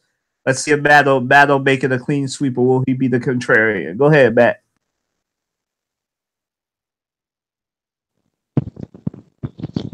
I'm gonna stay on the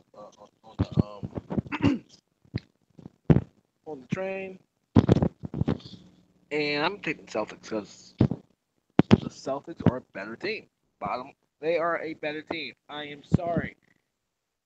This is with or without Kyrie Irving. The Celtics are straight up a better team. Andre, are you gonna make it the clean sweep? Go ahead.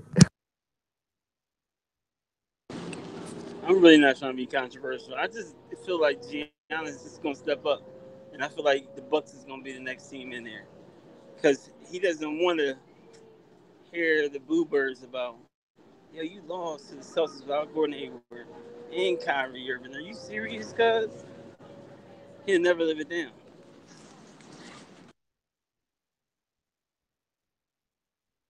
All right, and the resident contrarian continues to be Andre. We have 3 Celtics opinions and $3. I mean, it would be better for the. I Don't will. do that. Don't do that. You just called me a Trump supporter, basically. No, I said contrarian. I didn't say you No, I were a didn't. I Trump. was just teasing you. Listen, listen. So you know, just how this would affect the Philadelphia 76ers for you Sixers fans that want to know. If it's the Bucks, the Sixers will start at home. If it's the Celtics, we're starting in Boston. So for you old school fans, it'll be Philly versus Boston again. Once again, no, hopefully we'll come out on top, or it'll be Philly versus Milwaukee, another classic one. So we'll see. So moving right along to our last question. For those of you that don't know, the New York Times, keeping up with the New York Times, and I really don't understand how they keep getting these breaking news stories, whether it be on 45 or on the NFL owners. They seem to always have a way to get these tapes that shouldn't be released, but they always get released to the New York Times. I don't know how that works, but it does. Uh, the New York Times got tapes on unreleased I know how they get it. It's money. from the owners' meetings, uh, from when the Malcolm Jenkins and them went there and they met up with the owners, and that's why we have this classic audio of our owner, the man Jeffrey Lurie, saying Trump is an effing disaster and that he would never visit the White House. Although it seems like he's changing his tune because, from what I understand, the Eagles are planning a visit to the White House. So I guess he must have changed his tune or something. But yeah, so what's our reaction to the quotes that we have from the New York Times showing the disunity between owners when it comes to the anthem protest? What is our thoughts? Go ahead, Troy. Or what are our thoughts? My bad. For the grammar police. Go ahead, Troy. Be honest with you, I didn't really read the article, so give me a couple minutes so I can read it really quick. I know that you posted it, but it was out. Um, Give me a few minutes. I'm gonna let somebody else go first. Matt, go ahead. This is your wheelhouse. Go ahead, Matt.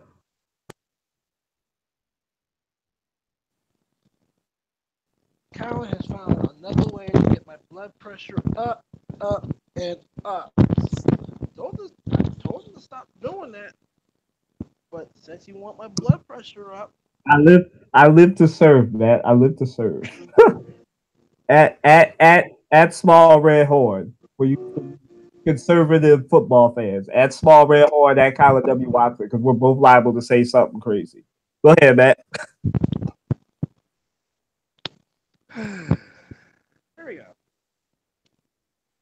When you win a championship, normally you go, yes, you want to give honor to, you want to honor, go to the White House and, be recognized. I get it. If you're a fan, if you're the Philadelphia Eagles, you are now in a vicarious situation. Do you go or do you not go? That's a very tough question. Now, I did skim through I did read a little bit of that article to where it says they had a secret meeting, which, by the way, it shouldn't have been secret in the first place, but that's. And to go as far as saying, okay, it's amazing how in secret you're in agreement with the fact that 45 is a dotard, an idiot, a third grader with adult responsibilities and calling himself you know president, Twitter in chief, you know there's other bitches need to whatever. Okay? You don't call if you're afraid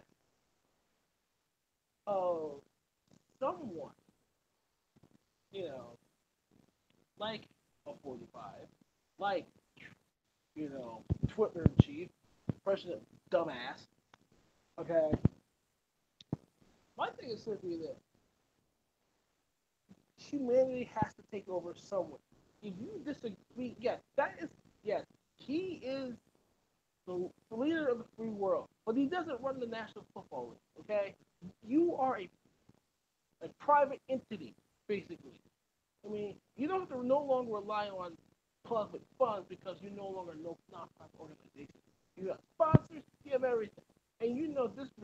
People are resistant for a reason, and the one thing you have to do is to back up your players slash employees, which is really your contractors, and support the fact that they are exercising the First Amendment right. And you're going to go back there and be in look. All right. You're going to go back there and be a bit and not back up these people. If these players, these men, that's families, that's lives, that's gone through these things, have gone through and seen what's going on, a la Michael Bennett and others.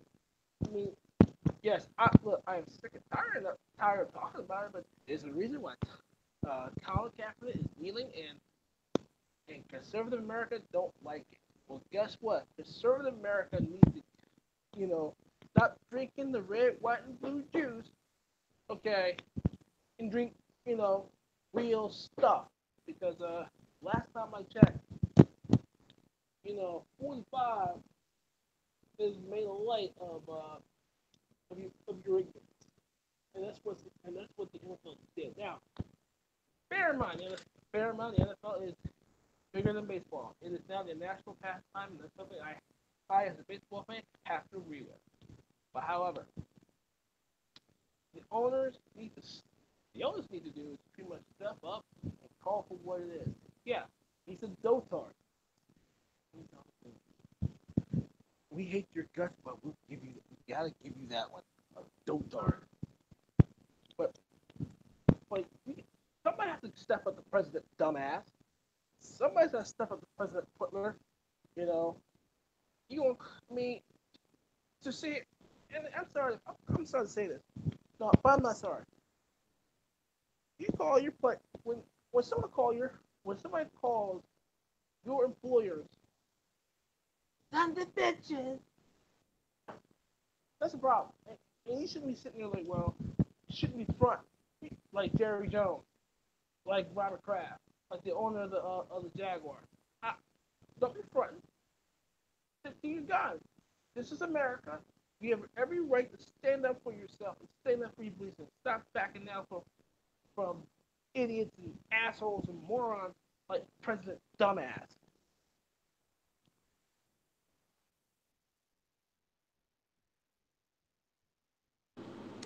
Well, I guess Matt spoke his piece.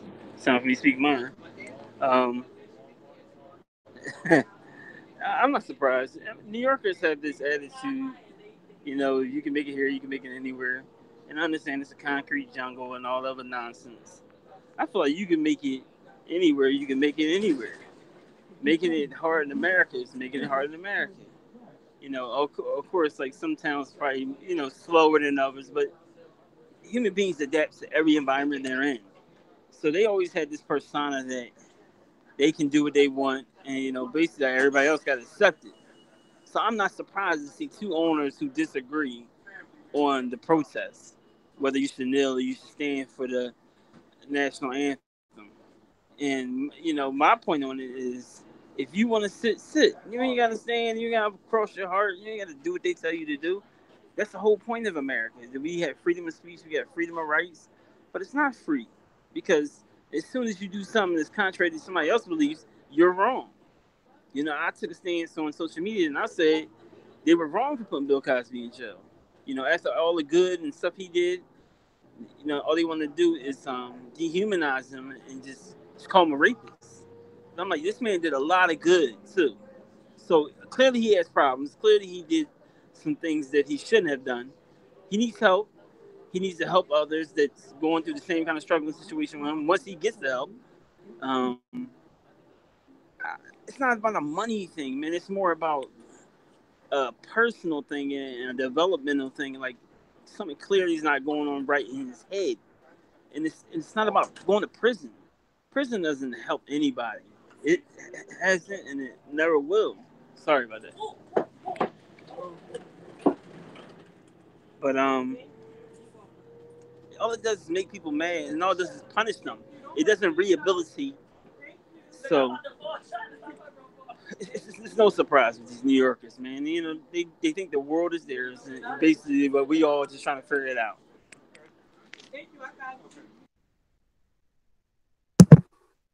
Roy?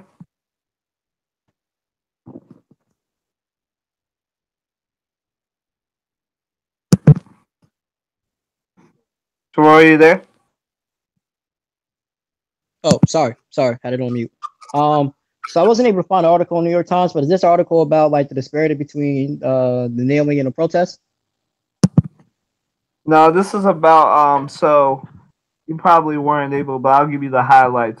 So they got audio of the owners saying different things like Bob Kraft said that Donald Trump is a disaster for the league and they're losing money basically. The owner of the Houston Texans said that the players need to find a better way than kneeling because we're losing money. And then that's where the quote from Jeff Lurie about Trump being a effing disaster comes from that audio. I don't think it was an article. I think it was that they had the tapes of it. I don't think they actually wrote an article on it. That's probably why you can't find it. Go ahead. Um, my whole thing is this: why the president's supposed to run the country? The National Football League is a business. He has no business dealing with the National Football League when we still got people in Flint, Michigan that ain't got clean water. Like, why is he concerning himself with the NFL when we have much other problems to deal with the country? And I just feel like for some odd reason, which I still haven't figured out to this day, that there's people out there that take Trump's word as gospel. So like if he says don't kneel and you kneel, it's gonna be a problem. I feel like he makes it worse than what it needs to be because he has this following that I still for some reason don't know why exactly, why they follow him, why they think he's such a great choice for president, but that's neither here or there. My whole argument's been, and even when he started saying, oh, well, you shouldn't kneel and stuff like that, but they kneeling because the people in the African American community aren't getting treated right. We out here dying for no particular reason, but somebody can go shoot up a Waffle House and it's taken in alive. But we can't even walk around with a hoodie or buy a pack of cigarettes before we get choked out before we die. So that's why the kneeling started. So I really don't. Once again, I just don't understand why he's poking his business in the NFL when this country has much greater issues to worry about. And as a president, I feel like that should be a job as opposed to sticking your nose in another business that you don't really belong in. Side note, I ain't know if y'all see this or not, but Tavon Austin just got traded to the Cowboys for a 6th-round pick. I just figured I saw it, so I figured I'd just let y'all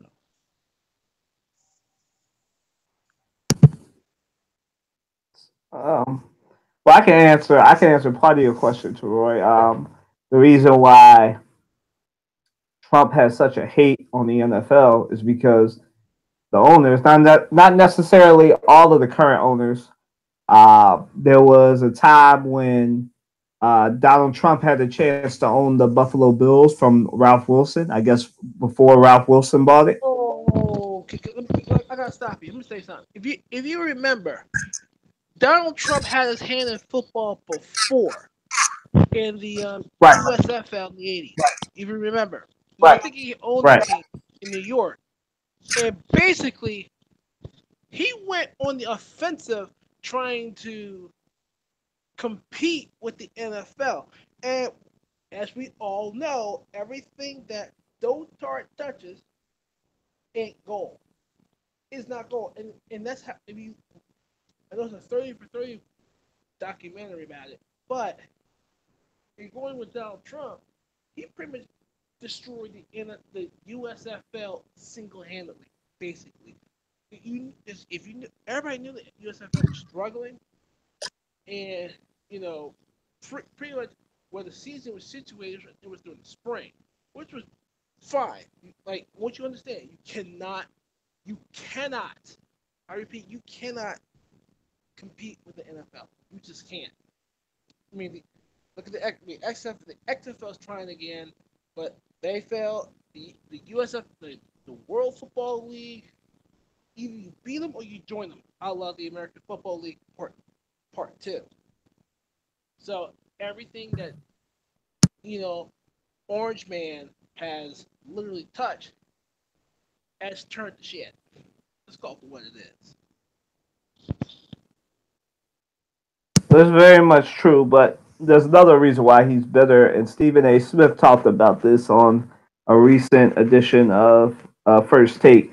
He said that he had a chance to buy the Bills, and what happened was, according to Stephen A. Smith, and whether y'all trust Stephen A. Smith or not, that's where this comes from. So we'll see. But it would explain why he's so bitter against the NFL, why he would stick his nose in the NFL's business. He had a chance to own the Bills. He had put his bid in, and the NFL owners voted him down in favor of, I guess I would say, the owner. Matt, how long have the Wilsons owned the Bills? I think the Wilsons owned the Bills since the beginning. I think. The Bills been around since 1960 during the AFL. So right, but then they have the. But I thought the Wilsons were a recent owner, not a one from way back. What about the Bills? Yeah, because I know he said Donald Trump had a chance to buy the Bills, and he had his bid in, and the owners voted him down. Like I said, not necessarily all the current owners that are there now, but some of them. Some of them have been around a long time. The Bills were one of the first 8 teams in the American Football League. One of the first. Right. Right, but I'm saying who owns them? I'm saying have the Wilsons owned them since their inception, or are they new? I think they're new. That's what I'm asking you. I don't know who. No, who owns New Era. The hat company owns the Bills now, own like a certain percentage. But I think Ralph Wilson owned that team pretty much. I want to say from the beginning, but I got to double check.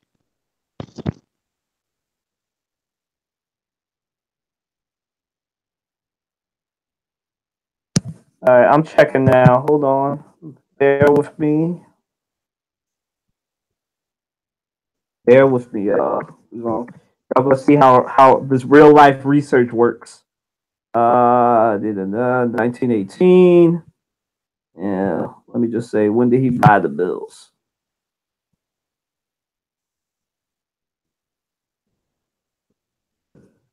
(1918) was when he was born. Good pocket? Yeah, I'll be down in a minute.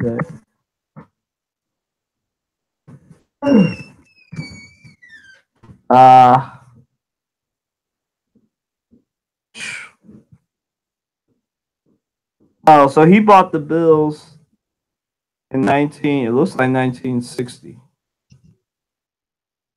All right, so it looks like he bought the Bills in 1960. But I don't know if it was he had a chance to be the owner or a chance to buy a share of the Bills. But anyway, whatever it was, he tried to do something with the Bills, and they struck him down. The owners did.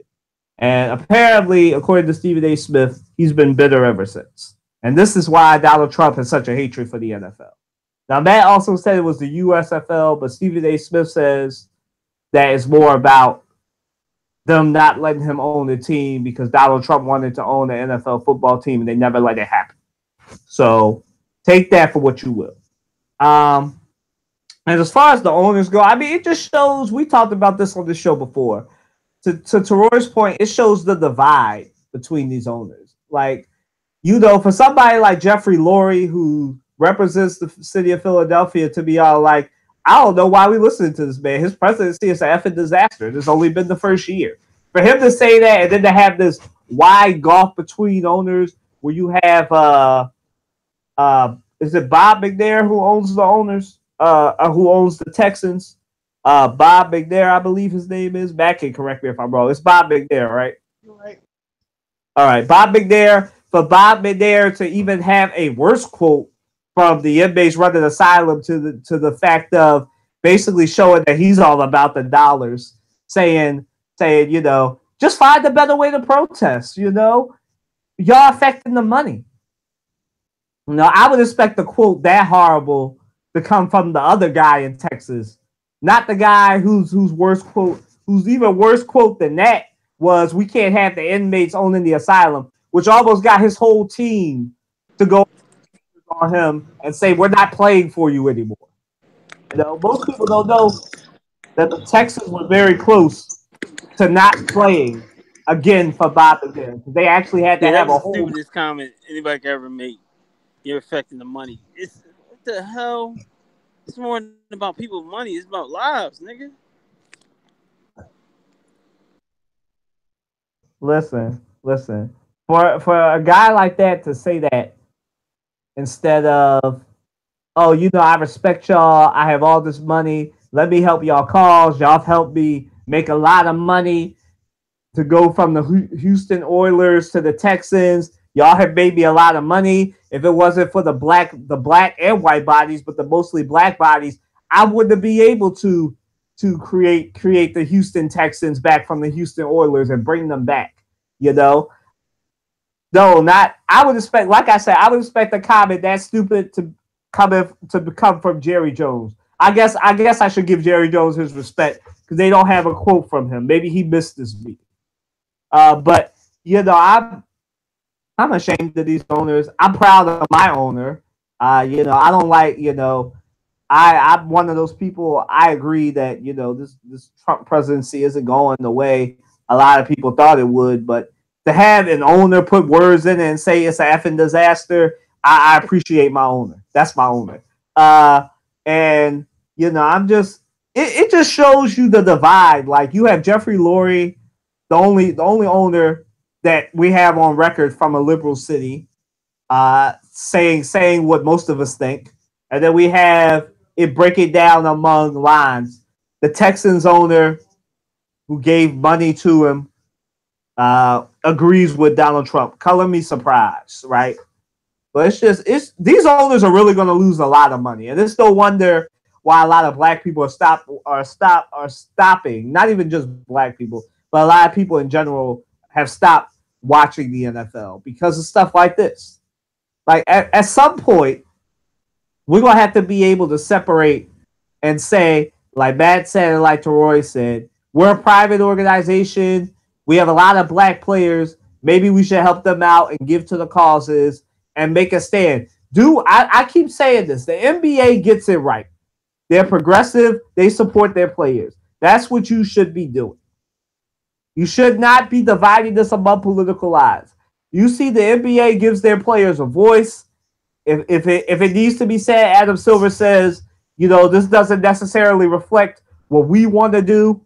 But other than that, he rarely does that. Adam Silver lets his players do what they need to do. They even do this in the WNBA.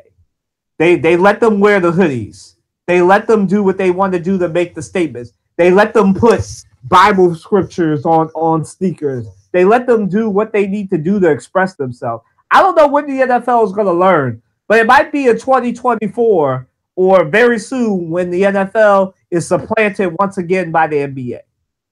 Maybe that's when they'll learn. Maybe. Uh, that about does it for our show. Unless somebody is dying to comment again, but I think we're done. I gotta say this too. I'm gonna shut up. Now, there's a point to where the look at. I'm gonna take hockey out the picture. Look at your three sports: NFL, NBA, MLB. Yes, when MLB has been pretty quiet, and I've been very critical of MLB because it's very conservative, deep in tradition, and blah blah blah.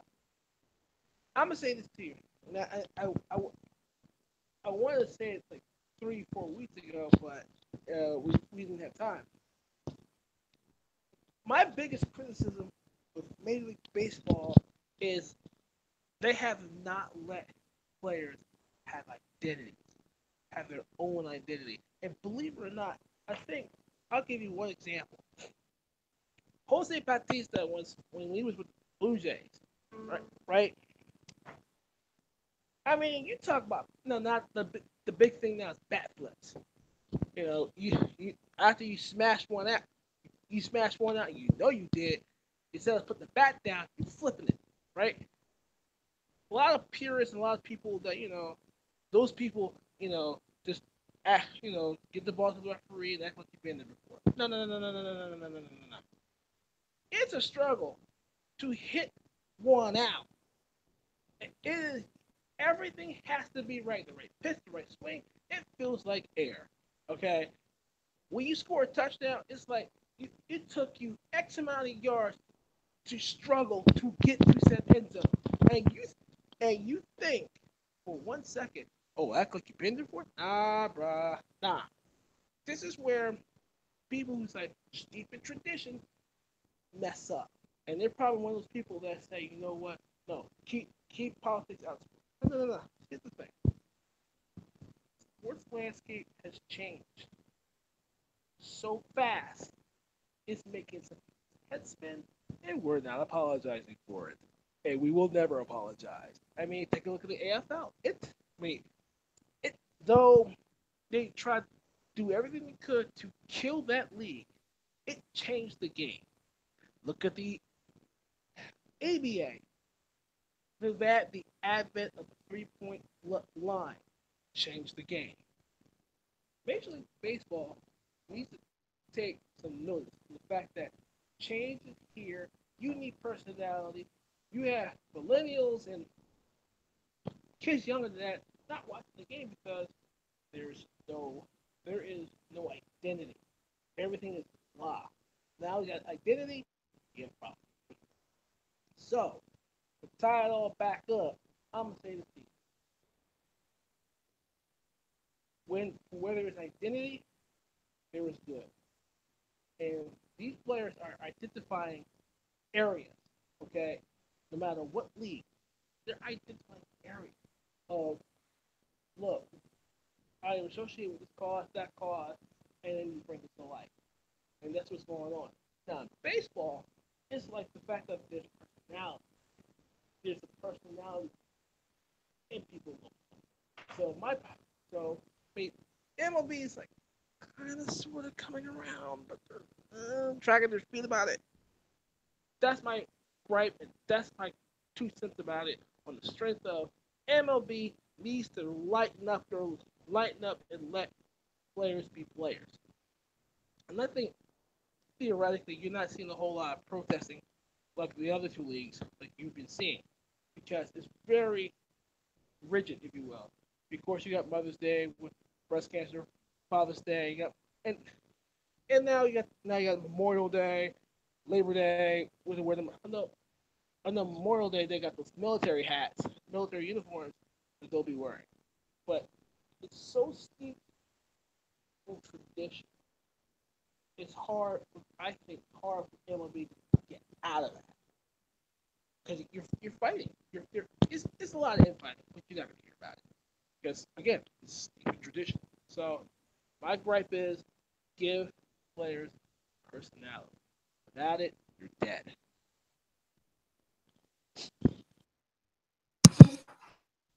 All right, that wraps up our show. I want to thank Roy. I want to thank Dre. I want to thank Matt for coming through. Like I said, this was a hot podcast where the topics are hot and the takes are even hotter. Y'all got a little look at that, a little look into our window of how we do things. Thanks, everybody. Have a good weekend. Thanks for listening. Deuces.